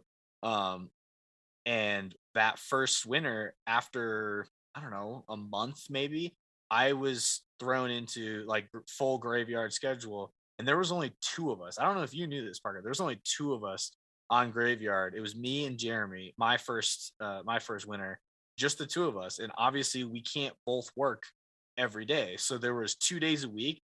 It was just me by myself, being in a Snowcat for a month and a half at that point, completely by myself in the parks, like with nobody to lean on at 4:00 in the morning when my cat goes down. I'm like, what the hell just happened? You know what I mean? I can totally relate to that experience, because that was my experience at June.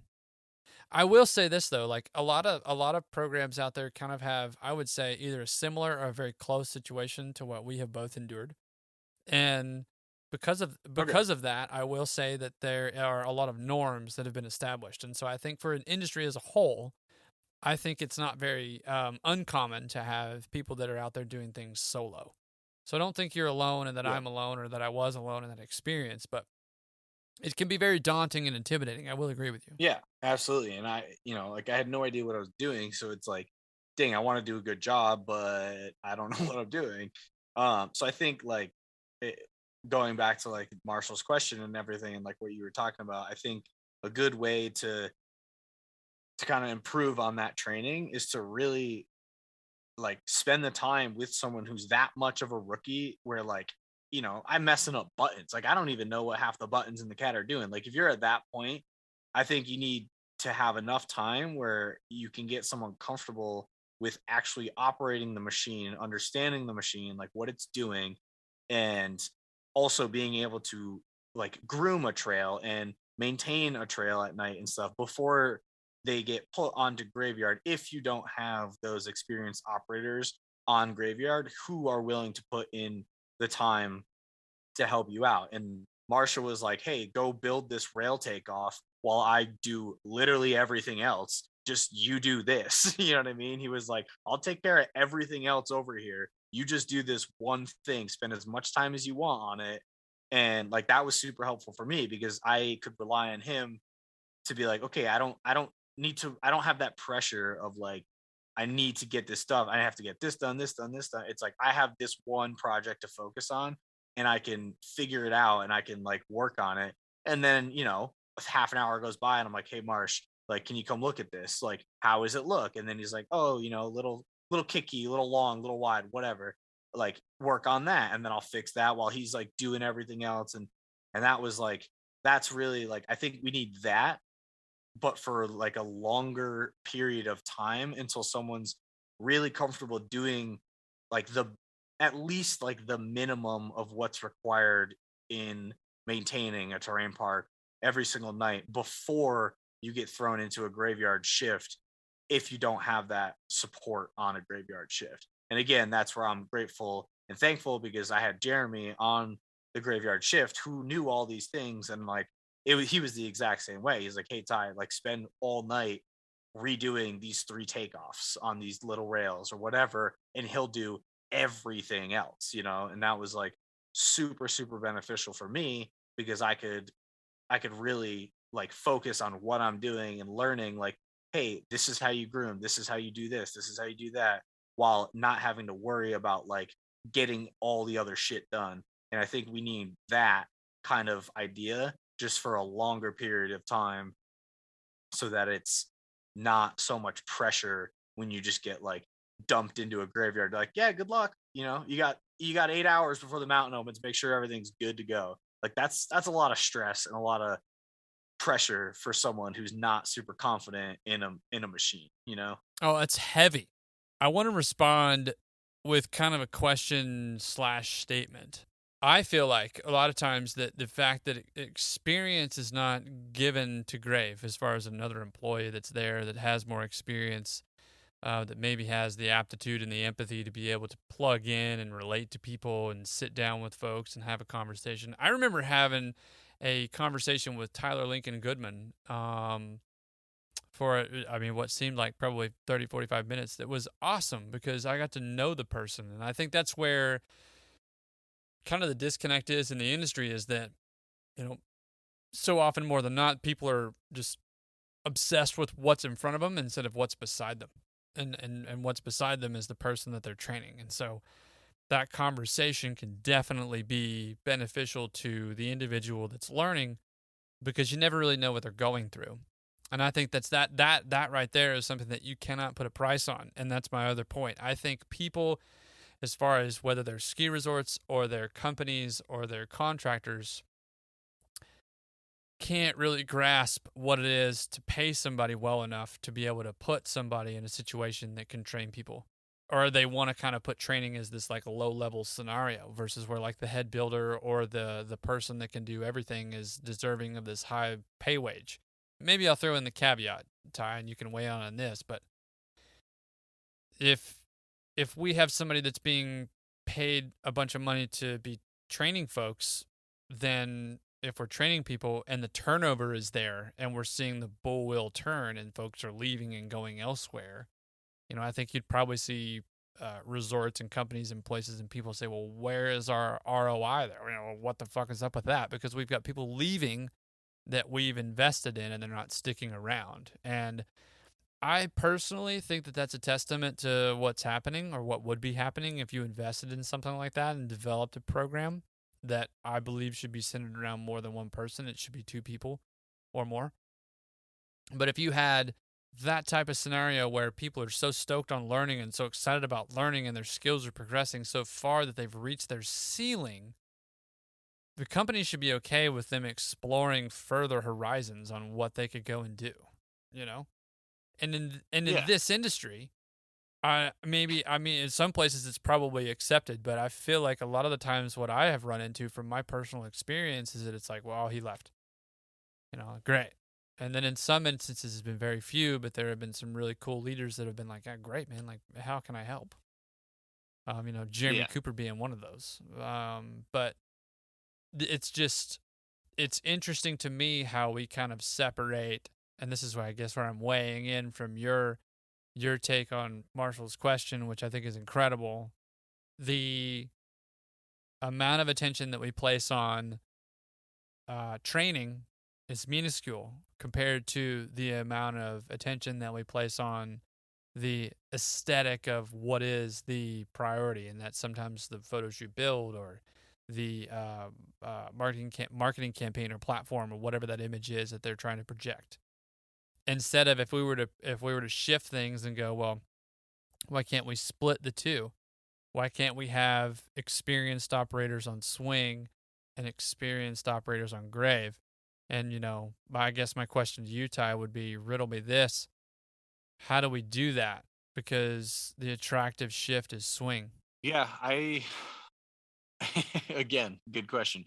I think, I don't know. I think you really need to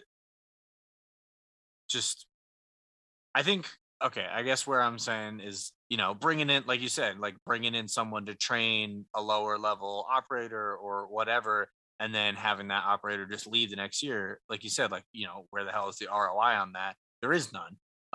But I think that we're kind of it seems like we're kind of moving towards the people who have some experience are the kind of people, like the type of person who are willing to help another person, even though that's not necessarily their job. You know what I mean? Like, that's not in their job description, be like, hey, you need to help this person, or like, you need to train this person, whatever.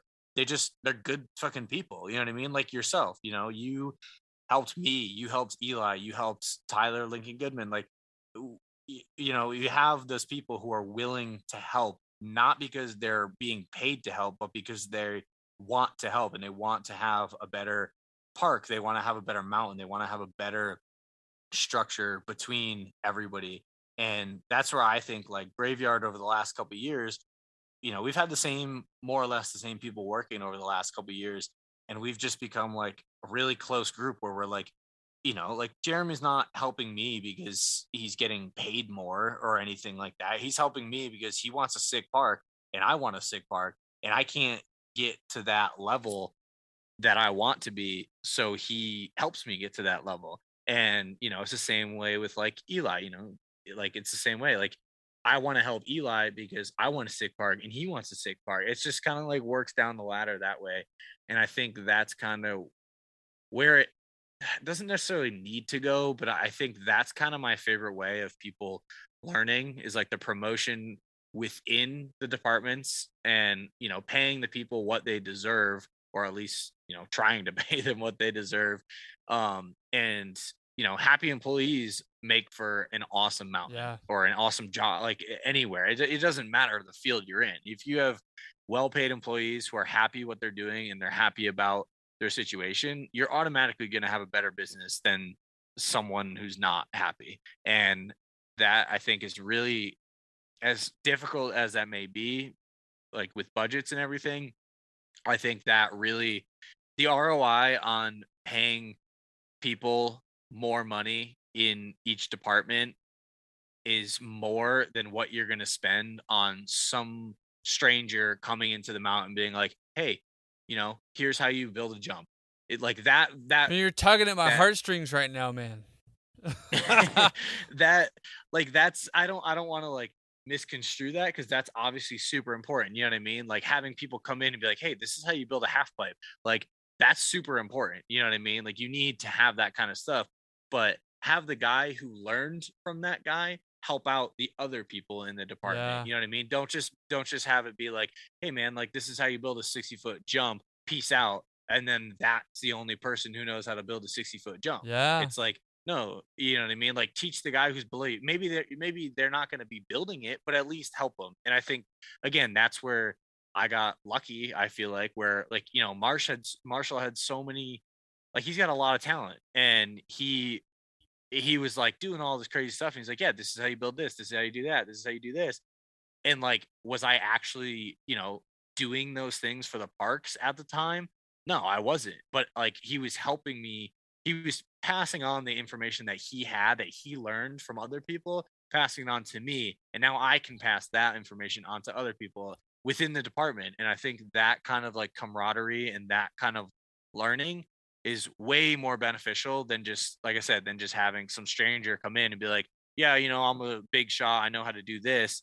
Like, that's helpful for sure, but that's not where the majority of your ROI is going to come. Yeah. Is kind of how I see it. Yeah, I agree. I think if you were able to figure out how you could create something from within that would expand further beyond into the future, and instead of short-term expensing it and saying, hey, you know, here's what we're going to do. I mean, I've been there. I've experienced that.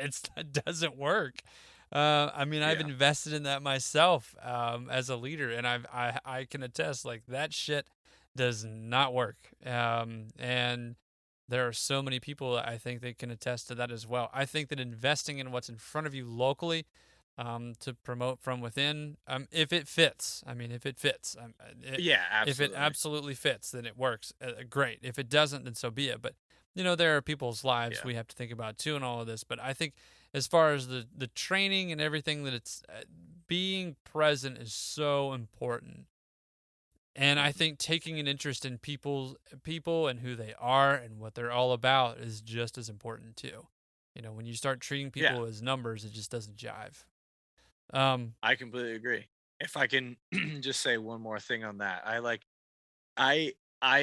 worked day crew when I first started working at Bachelor. I worked, you know, hand crew, and it was fine. Like, it was pretty sweet. I was like, cool. I get to ride all day. I get to like make these takeoffs look sick. Like, obviously a super important job. Like, you need that when you need that in a mountain where a park gets ridden quite a bit. You need someone there maintaining stuff throughout the day.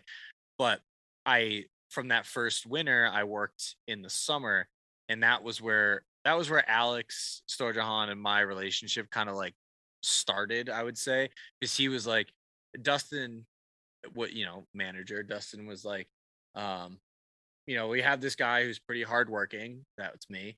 Who might be able to help you out. And Alex is like, okay. Like in the summer, like rebuilding rails, fixing rails, building new stuff, that kind of stuff. And like, again, the same thing as a Snowcat. I had never welded before. I had never cut metal. I never ran any sort of equipment at all. And Alex was just like, hey, you want to work with me this summer? And I was like, I guess. I don't know how to do any of this stuff, but I guess. And he showed me how to do everything. He showed me how to weld, showed me how to run equipment, showed me like what goes into building new rails and fixing stuff and all that kind of stuff. And that was like super, I don't know, like uplifting to me, I guess, where like someone kind of believed in me that I had zero experience doing this, but because of my work ethic, like, and my learnability, you know, my ability to learn, that like they believe that, like, you know, I could do this. And then all summer long, Alex was like, so you're gonna run cats next year, so you're gonna run, like, he just kept saying that. And I was like, I've never stepped foot in a Snowcat. Like, why do you want me to do that? All summer long, just kept going, like, oh, so you're gonna run Snowcats next year. And I was just, like, as a joke, but I was just like, and then at the end of the summer, I was like, I guess, you know. And that kind of like belief in someone, to me, is way more important than just like forcing someone to learn something, or having someone be like, you know, this is how you do it, good luck, kind of thing. It's like having that kind of belief in the fact that you believe in someone's workability, you believe in someone's like character and ethics to like perform at a level, is super important. And I think, again, if I can stress one thing, like promotion from within and really believing in your workers and believing in your employees is probably the most important thing. Personally, for me, that's the most important thing. You know, if I was if people just kept getting hired above me, kept getting hired above me, kept getting hired above me, and I couldn't move up in the ranks per se, I'm out of there. You know what I mean? Like, I don't want to work for a company that doesn't want to promote me. You know what I mean? I want someone to believe in me, and I'm going to believe in the company. I have a stronger feeling and a stronger like love for a company or an employer if they are also like reciprocating that kind of feeling. And I think that's like, when it comes to overarching whole theme of all of this conversation that we've been having, like, I think that's one of the most important things is like, if you really need to have faith and belief in the workers that you choose to have faith and belief. You know, not everyone is going to be like that, but the people who are, stick with those people. You know what I mean? Find the people who are working really well and that work well with the department and the company and other people, and stick with them. You know what I mean? Like, work with those people, and those people will work for you in a way that others will never, you know? Yeah, well, I'll refer you. Put me down as a reference. Appreciate it. Yeah, absolutely, dude. Dude, that was an incredible answer. And I do think that like you coming on the show is not only gonna advocate for what you have going on around you, but yourself as well too. So, not to say that you would ever want to leave Appreciate your it. current situation, but I mean, shit, you're putting on a pretty good show right now. I'd hire you. I do want to circle back. We got some questions from Dean Blotto Gray, who I know is a pretty, I mean, massive influence in the industry as a whole for as a photographer, as a person. Just recently released a pretty cool collaboration with Benton and a snowboard, and there's a whole story behind that. But I reached out to Blotto, and the reason I reached out to Blotto was because of your photography and why you're in snowboarding and how you got to participate in High Cascade as a photographer there. But you didn't just, like, as I mentioned earlier, it's not like you took like pictures of snowboarders with a 400 millimeter lens. Like, you were definitely getting creative with how you were producing a photography product for High Cascade, and that's what Blotto does. Like, if you don't know Dean Blotto, Blotto is I don't know, multiple covers on magazines, and he was gracious enough to be a part of episode 13 with Joshua Yosh Heidorn. That was pretty sick too, to have him jump on, and he's a big advocate for the industry and park programs and operators. So without further ado, he has submitted multiples, so I'm going to read them all to you, dude. Okay. But here we go. First question from Blotto. Tyler, is there similar satisfaction in providing perfectly shaped features for enthusiasts as there is to creating great photographs of snowboarders? Having like a perfectly shaped anything in a Snowcat is just like, you look at it and you're like, dang, that's crispy. You know what I mean? And it's like such a good feeling. And then I've taken fucking hundreds of thousands of photos of snowboarders.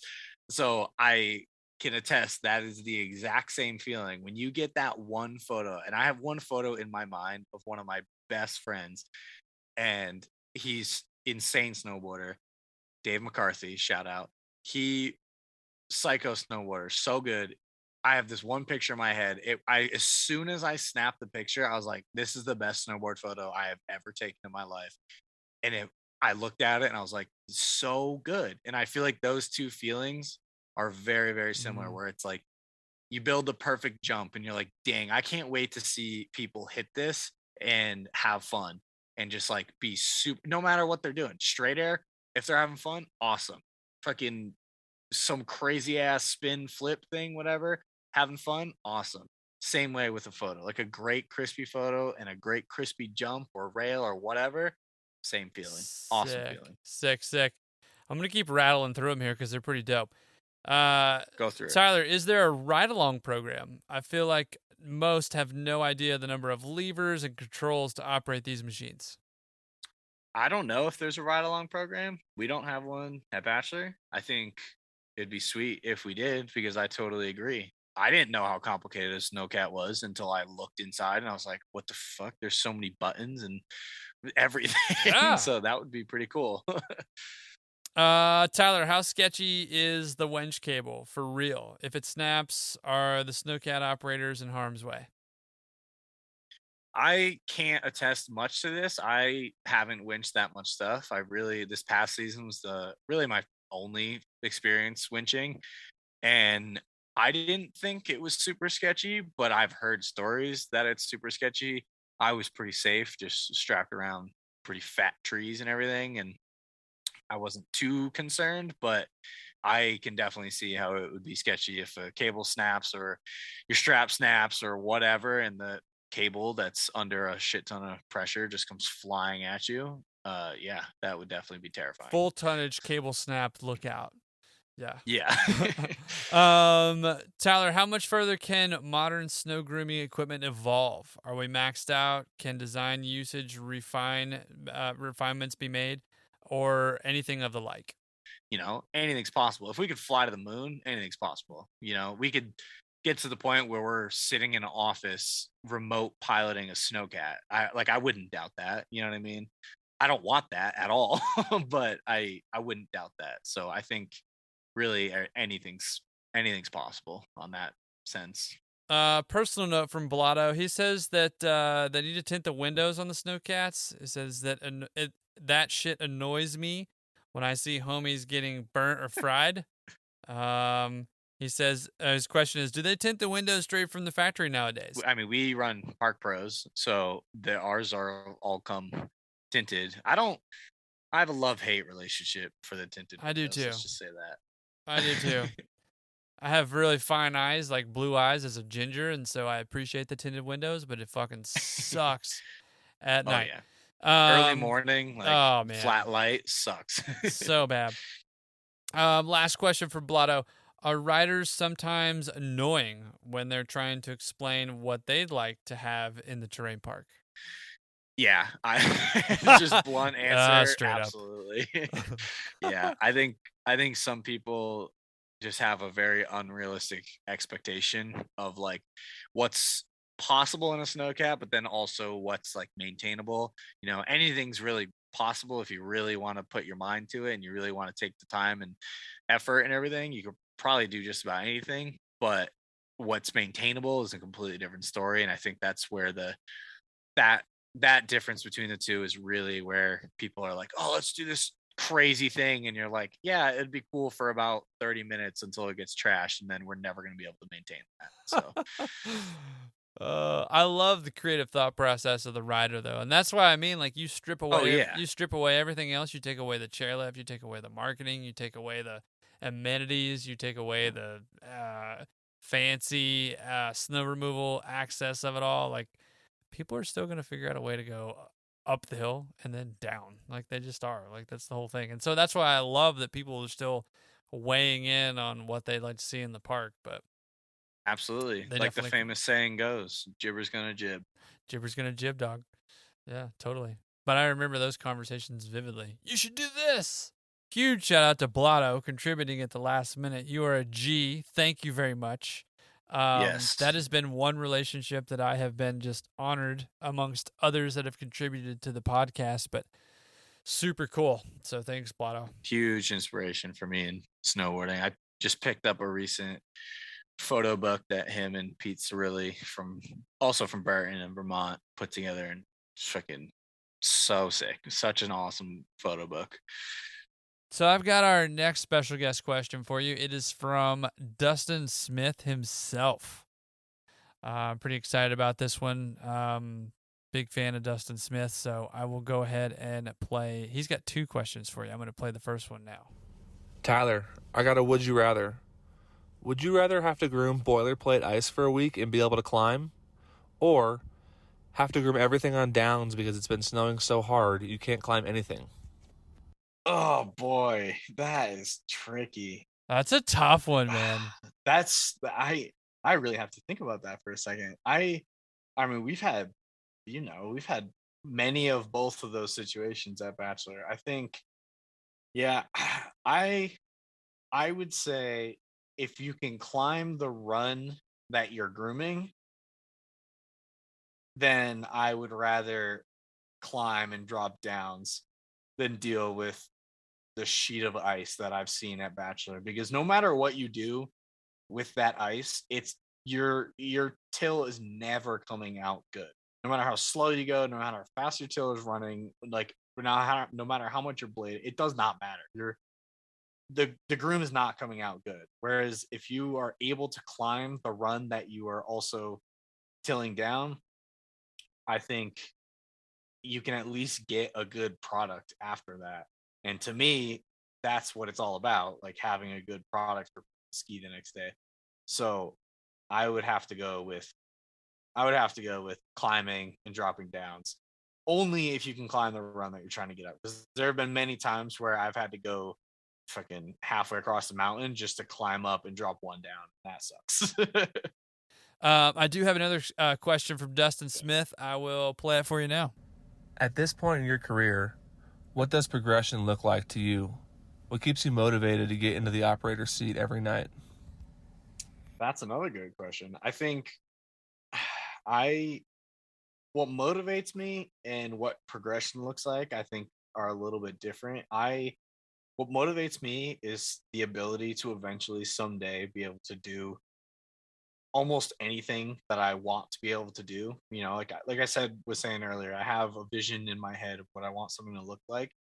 Like that's what I'm working towards every day, every month, every year that I'm working. Like I want to be able to see this jump line or see this rail line, whatever. It doesn't matter. A park in general. I want to be able to picture that and do it exactly how I'm picturing it, or exactly how someone else is picturing it. You know, it's not all about what I'm thinking. Like I want someone to be like, hey, this would be a sick park. And I'll be like, yeah, let's do that. And then be able to build it to perfection, to what I see is perfection on that case. And so I guess that's kind of what motivates me. And in terms of progression, I love talking about progression, like in terms of a rider's ability or a skier's ability, because you know everybody starts somewhere, just like it is in a snowcat. Every single skier or snowboarder starts somewhere. Doesn't matter if you're 3 years old or if you're 40 years old or whatever. You're all starting from the same place.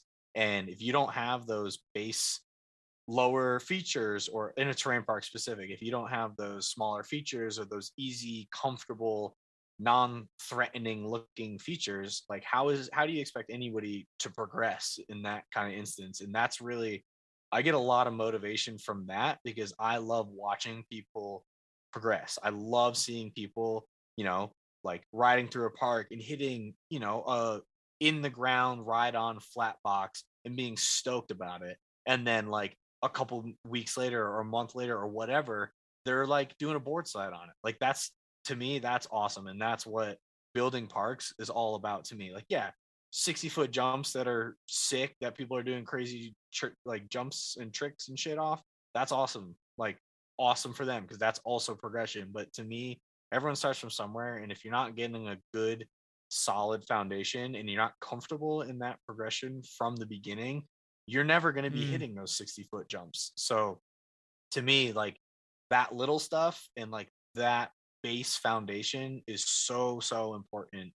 And I love being able to contribute to that kind of thing. And I also love to contribute to the bigger stuff, because it's like, you know, yeah, cool, you could do a 540 off of this 30-foot jump. Like, let's get you on a bigger jump. Like, let's see you progress more, you know. Like I love that aspect. And I gained a lot of that perspective working up at High Cascade, where I saw kids, like campers, progressing like in a 7-day period. You know, they're hitting 10-foot jumps. By the end of the period, they're like spinning 15-foot jumps. Like, to me, that's so sick. And that's like, I guess that's where a lot of my motivation comes from, is like watching people progress. I love that. I love that too. That is my most favorite thing to talk about, is what does progression look like? Not only for the person that's got a career in the machine, but what does it look like for the rider that you're providing the product for?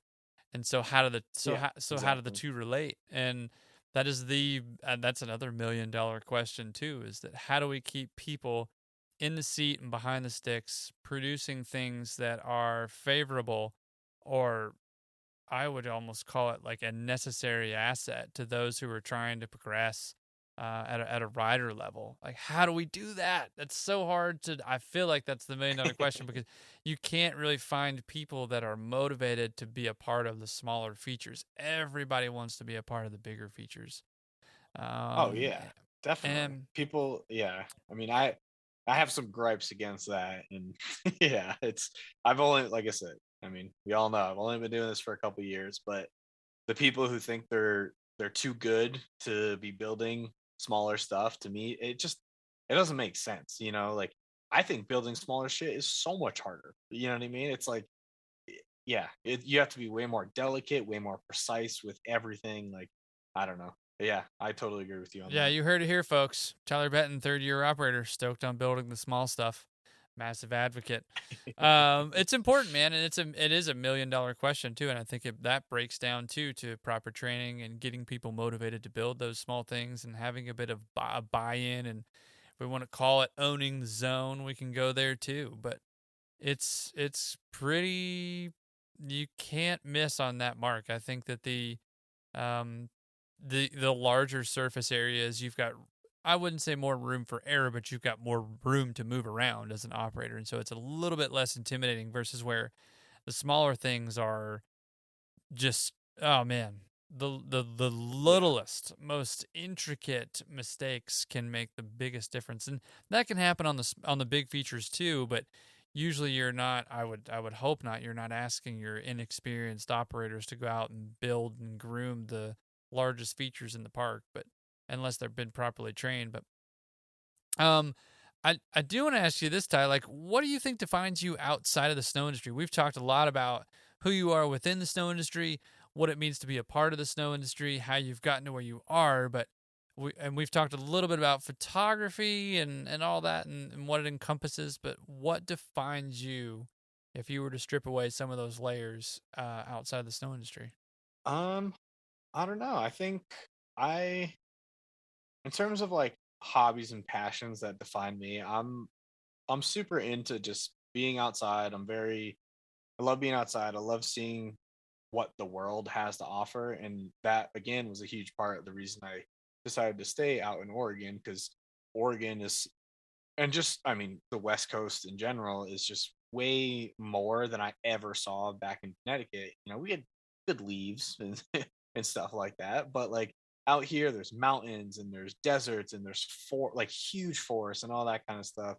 And I think like I'm just the kind of person who like loves to be outside, loves to like take in what's being offered, and I don't like to miss out on things. Like, I've traveled to 46 of the 50 United States in my car and on planes and everything, because I just want to see everything that we have to offer. I've been to countless other countries because, again, I just want to see what the world has to offer. So I guess kind of like what defines me is I'm a very inquisitive and curious person, and I love to just be, I don't know, I just like to live and be there to just kind of like witness the world going by.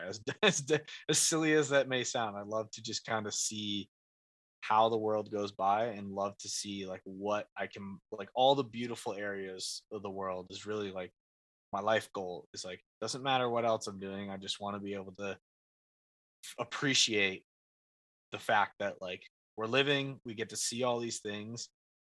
And what, you know, maybe not everybody gets to see all these things, but like I work really hard to try my best to go to all these places, and that's super important to me.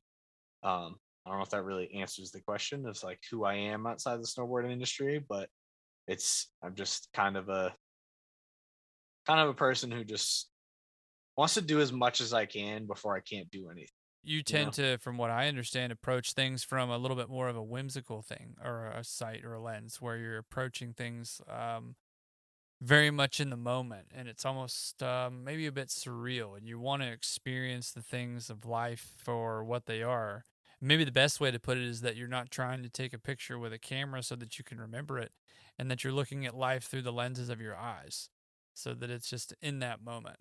The way you just said that is absolutely perfect. Like, I bring my camera everywhere so I can capture these moments, but the whole reason I went to wherever I'm going or whatever I'm doing is because I just want to witness it.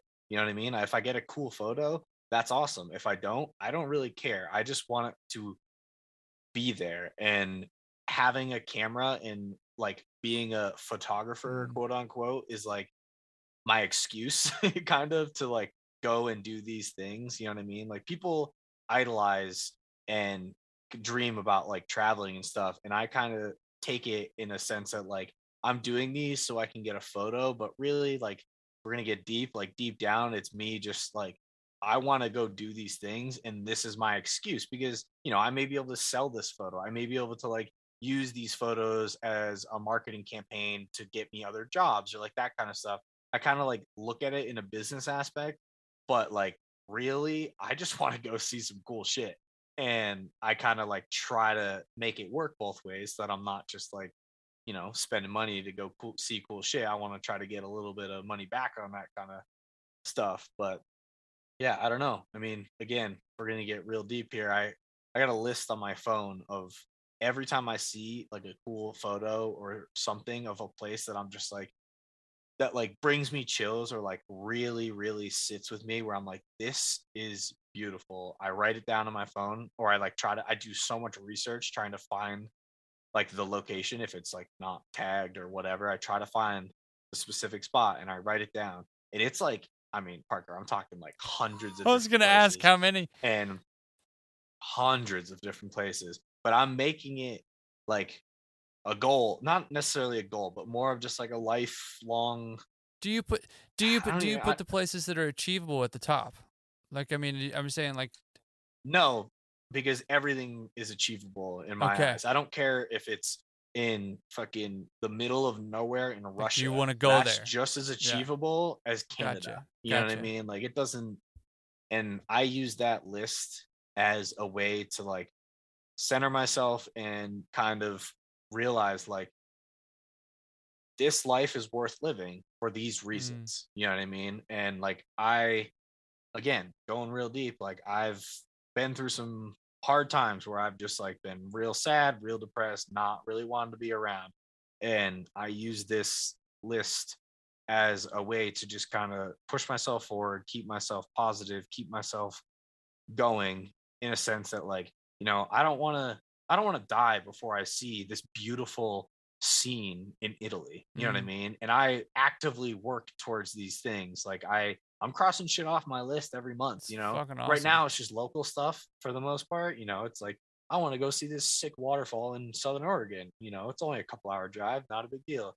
But like, yeah, I want to keep doing that stuff. And that's like, that's really who I am, like outside of the snowboard ski industry, is like a person who wants to get over shit that I dealt with when I was younger and still dealing with now in order to live the happiest possible life I ever could, because we only get one life and you just want to do the best you possibly can, because why else is it worth living if you can't be happy? I don't know if you want to delve into your childhood at all that you just mentioned there, of anything that you went through, but I'd be curious to know too, if you are willing to unpack a little bit of it. Was that a part of kind of why you shifted towards any kind of creativity that you were interested in, whether it was photography, whether it was snowboarding, whether it was mathematics? Was that a fuel for anything? Yeah, I think I definitely went through some rough times trying to please everybody, trying to live my life for other people, to try to, make other people happy. And I think that switch that I was talking about earlier in college, where, I was going for my degree, I was going like, yeah, I'm going to make money, like money equals happiness. And then I found photography and I was like, this is fucking sick. Even though I can't make much money, this is sick. Like, I love this. That kind of switch is really what like pushed me towards a happier life, because I stopped worrying so much about all the other challenges I was having as I was younger, and more focused on me and myself and working on the things that like I love to do regardless of what anybody thinks.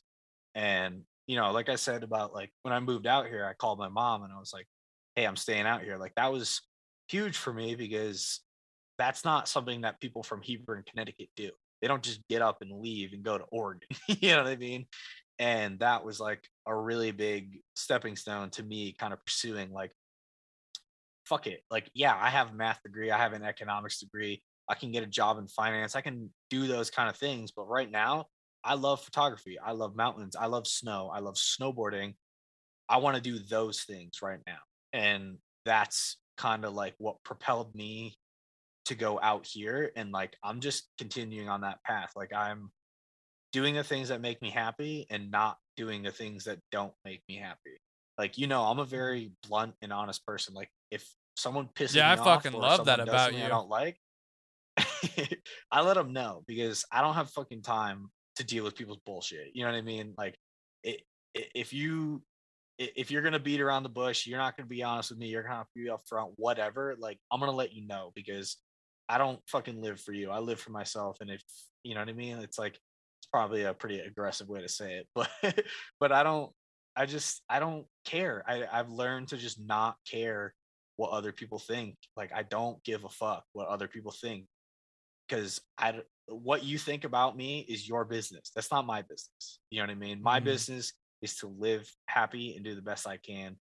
And I think growing up with the childhood I had, again, amazing. But I definitely, everybody goes through shit. And I was just having a very troubling time trying to figure out what I wanted to do, like how I wanted to do it, dealing with shit, dealing with other shit. And it was just like working, working in college 90 hours a week, trying to pass classes is not something that you should ever do to like be happy. You know what I mean? Like, that's not something that people should do to be happy. That's not a way to be happy. And I kind of forced myself to do that because I was like, no, I have to do this. And eventually I cut out a couple jobs, or I cut out 2 jobs because I was like, these aren't as fun. I don't like these. It's way too much stress. And I just kind of like started moving towards like, no, fuck things I don't like. I want to do the things I do like. And that, again, still working on it now, but that's where I'm headed is fuck the things I don't like. I'm doing the things I do like. Yeah, and I think a lot of times there are people in leadership positions that don't really understand that about people who are wanting to be employed. Yeah. I think we're looking too hard at a very easy problem to solve, and that's okay. Let's not misunderstand people. Let's figure out how we can value people. And if we're really doing evaluations correctly, let's figure out how we can listen to what somebody wants to do instead of how we'd like to perceive where they might want to go. Like, that is my biggest issue right now with leadership. I think you could probably unpack that for several different categories and several different companies, but that's where I'm at with it. But I do have one last special guest question for you. It's from the man himself, Alex Dorjahan. Dad. I am grateful that he's contributed. I will play it for you right now. What's up, Blade Dive? Parker, Ty, hope you guys are doing well. Ty, I got a multi-part question here for you. Growing up, riding East Coast resorts, how do you think that shaped you to be the rider and operator that you are now? My second part of this question is, can you tell the audience here the difference between a burrito and a wrap? And the third part, less of a question, more of just a request. I'm going to put you on the spot here, Ty. I know you got a degree in mathematics, so can you tell us the first 10 decimal points of pi? Can't wait to listen. Oh my God, I can't stop laughing. I was like holding my breath, trying not to laugh that whole time. You should have just laughed. Oh my God. Okay. Well, I guess question number 3. Yes, I have a degree in math, but more importantly, the reason Alex is asking this is because I showed him a little, I don't know what you would call it, a little bit of talent I may have. In 8th grade, I won the pie contest in my school, Sick. Where, yeah, on Pi Day, which in case anybody doesn't know is March 14th, 3.14, first 3 digits or 2 digits of pi. But the contest was the most amount of digits you could remember of pi, because again, in case people don't know, pi is an infinite number. It doesn't end, so there's an infinite amount of decimal points. So the contest was the most amount of digits you could remember, and I got first place. And just to preface this, the person who got second place remembered, I want to say it was like 30 something digits after pi, or after 3 point, it was 30 something digits after that. I remember 250. Wow. So I kind of swept the competition, you could say. Wow. Yeah, so I don't remember, what do you say, the first 10 decimals? That's He 3 gave you the first 10. Yeah, I feel like that's yeah, that's nice. easy. I gotta count on my fingers because 10 is like too simple. It's 3.141592653 is the first 10. That's easy. That's Jesus, no-brainer. go 10 more.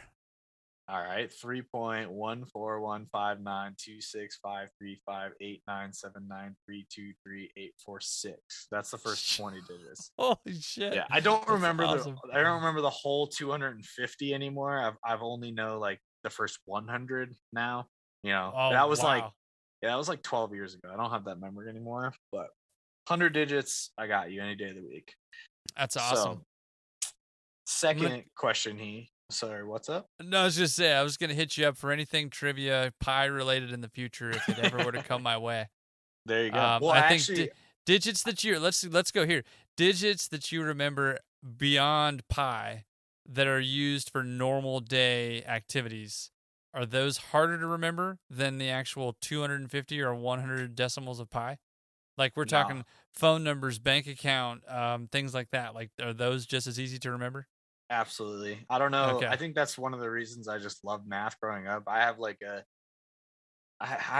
creepy memory. Like I remember everything. Like photographic memory?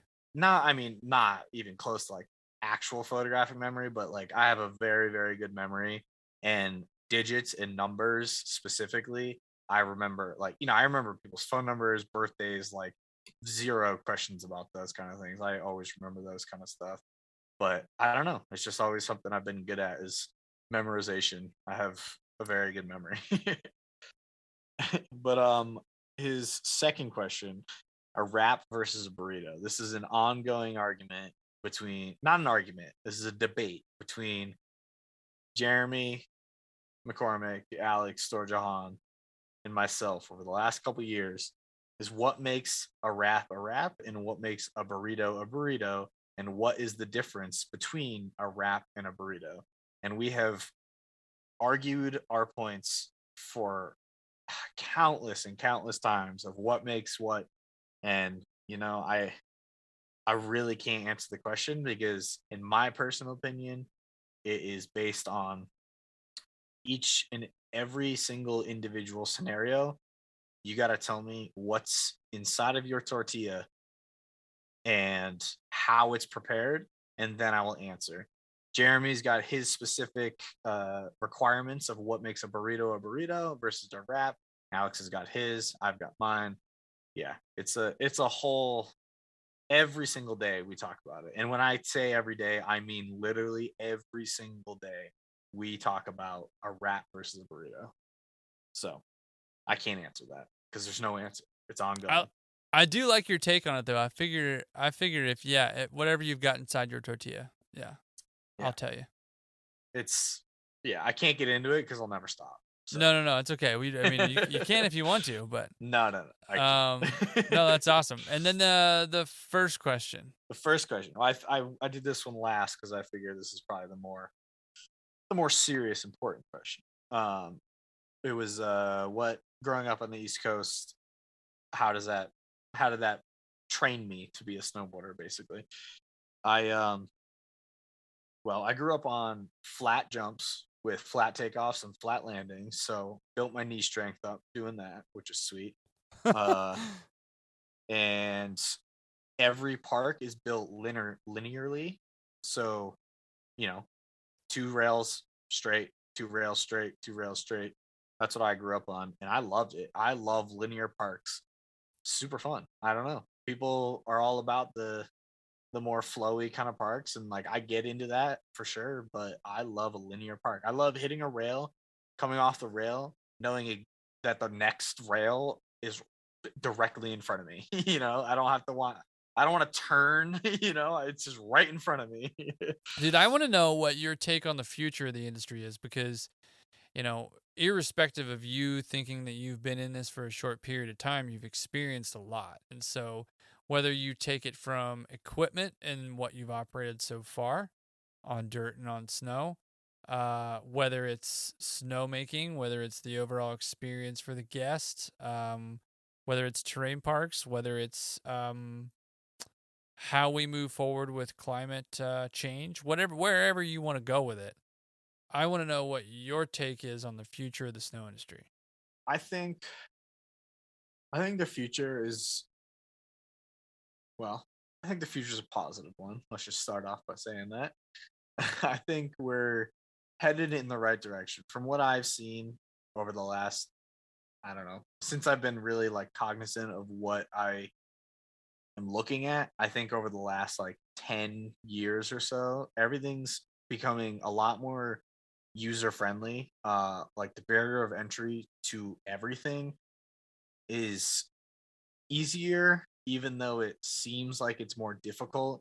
And I mean, we could get as like as meta as like you can buy a used pair of skis on Facebook Marketplace now, where you couldn't do that 10 years ago. You know what I mean?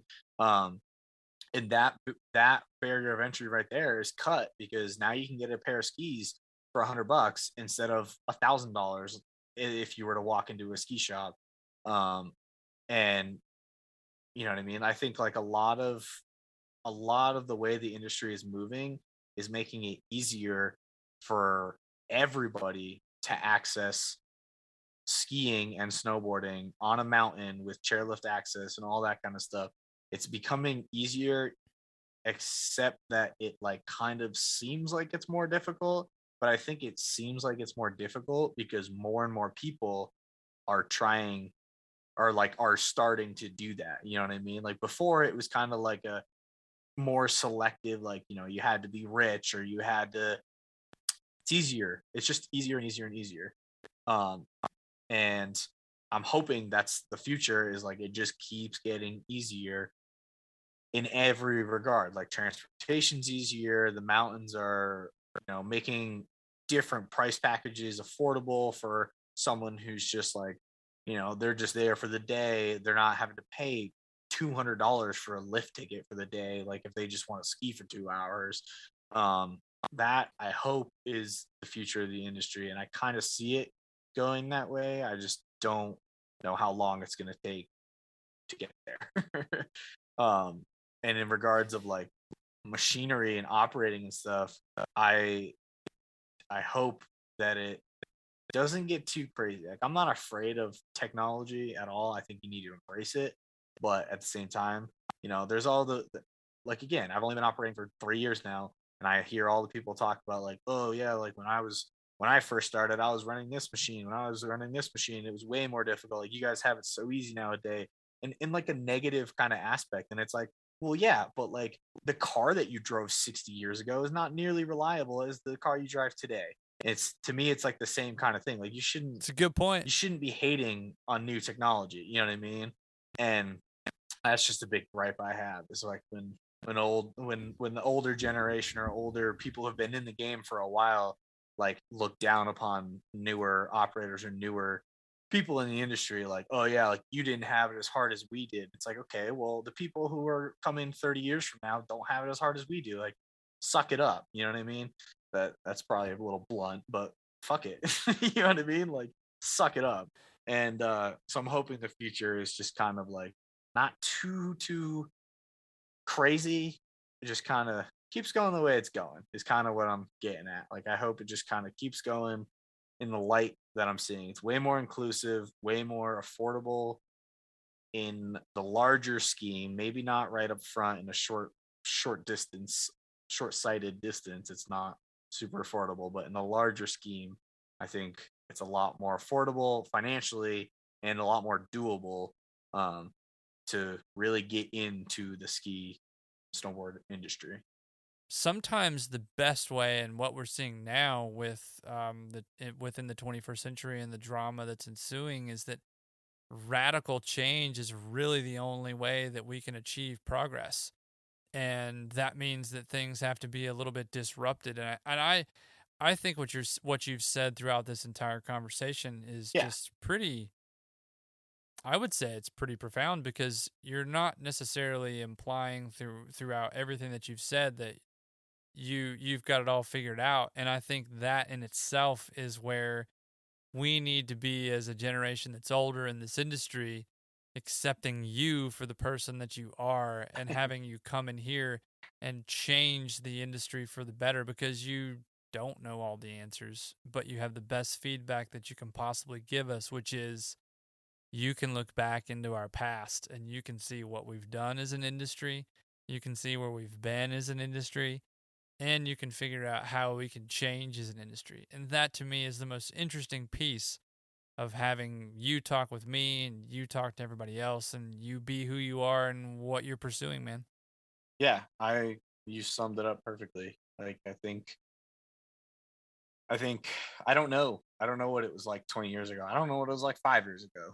You know what I mean? Like, I know what I know now, and I think that if you're not looking towards the future, and you're not really like putting your faith in the people who are a generation below you, no matter how old you are, whatever, like, you always got to be looking at the younger generation, because that's the future. No matter how much you don't want to admit it, the people who are 10 years, 20 years, 30 years younger than you, that's the future. If you don't like that, then do your best to help them out. You know what I mean? Like, that, either sit there and cry about it or help them out. And that's how I see it. Like, there's no sense in sitting there and be like, yeah, I've been operating a cat for 30 years. Like, I'm the shit. I know what I'm doing. And then not passing down that knowledge. Like, what do you do if you're that confident in yourself? Like, why are you not willing to help other people out? You know what I mean? It's like, what am I going to do? You know what I mean? You're passing on your knowledge. Like, what am I going to take your job? Like, that's not going to, like, if you're worried about that, you got other problems that you need to fix. But, like, yeah, it's just, I totally agree that, like, the future is the future generations. And if you're not willing to put in the effort and the time and the money to train them properly and help them out and believe in them, and, you know, in our situation, we're all trying to make the best parks possible. We're all trying to help everybody else out. Like, stop trying to make that not happen. Yeah, that's it. And that's exactly what we're trying to do on the Blade Dive. And, man, we have been chatting for quite some time, and I've thoroughly enjoyed it. And I want to take a minute and say thank you so much for taking the time out of your night to jump on the podcast with me and talk about all things all things industry, and all things that pertain to the future with respect to where you think it's headed. And I really just want to take another second, and to everybody that's listening, just let's take a big moment right now, and just everybody that I've had the chance to talk to over the past 20 some odd episodes, they've all been incredible. But this conversation that I'm having right now with this individual, Tyler Benton, this is the future. This is what we have to look forward to, and it's pretty exciting. Especially when I can have an in-depth conversation at the intellect and retention and contributions that Tyler has made so far, just not only to his, I would say, the job that he currently holds, but also with what he's been able to talk about with me. And it means a lot. It means that I know that the future is really bright. I'm honored to have Tyler on the podcast, and, you know, just straight up, for anybody that's going to judge that thinks that Tyler doesn't deserve to be on here, he does. And so I'm throwing it out right now. Tyler, thanks, man. I really appreciate it. Huge honor to have you on the podcast.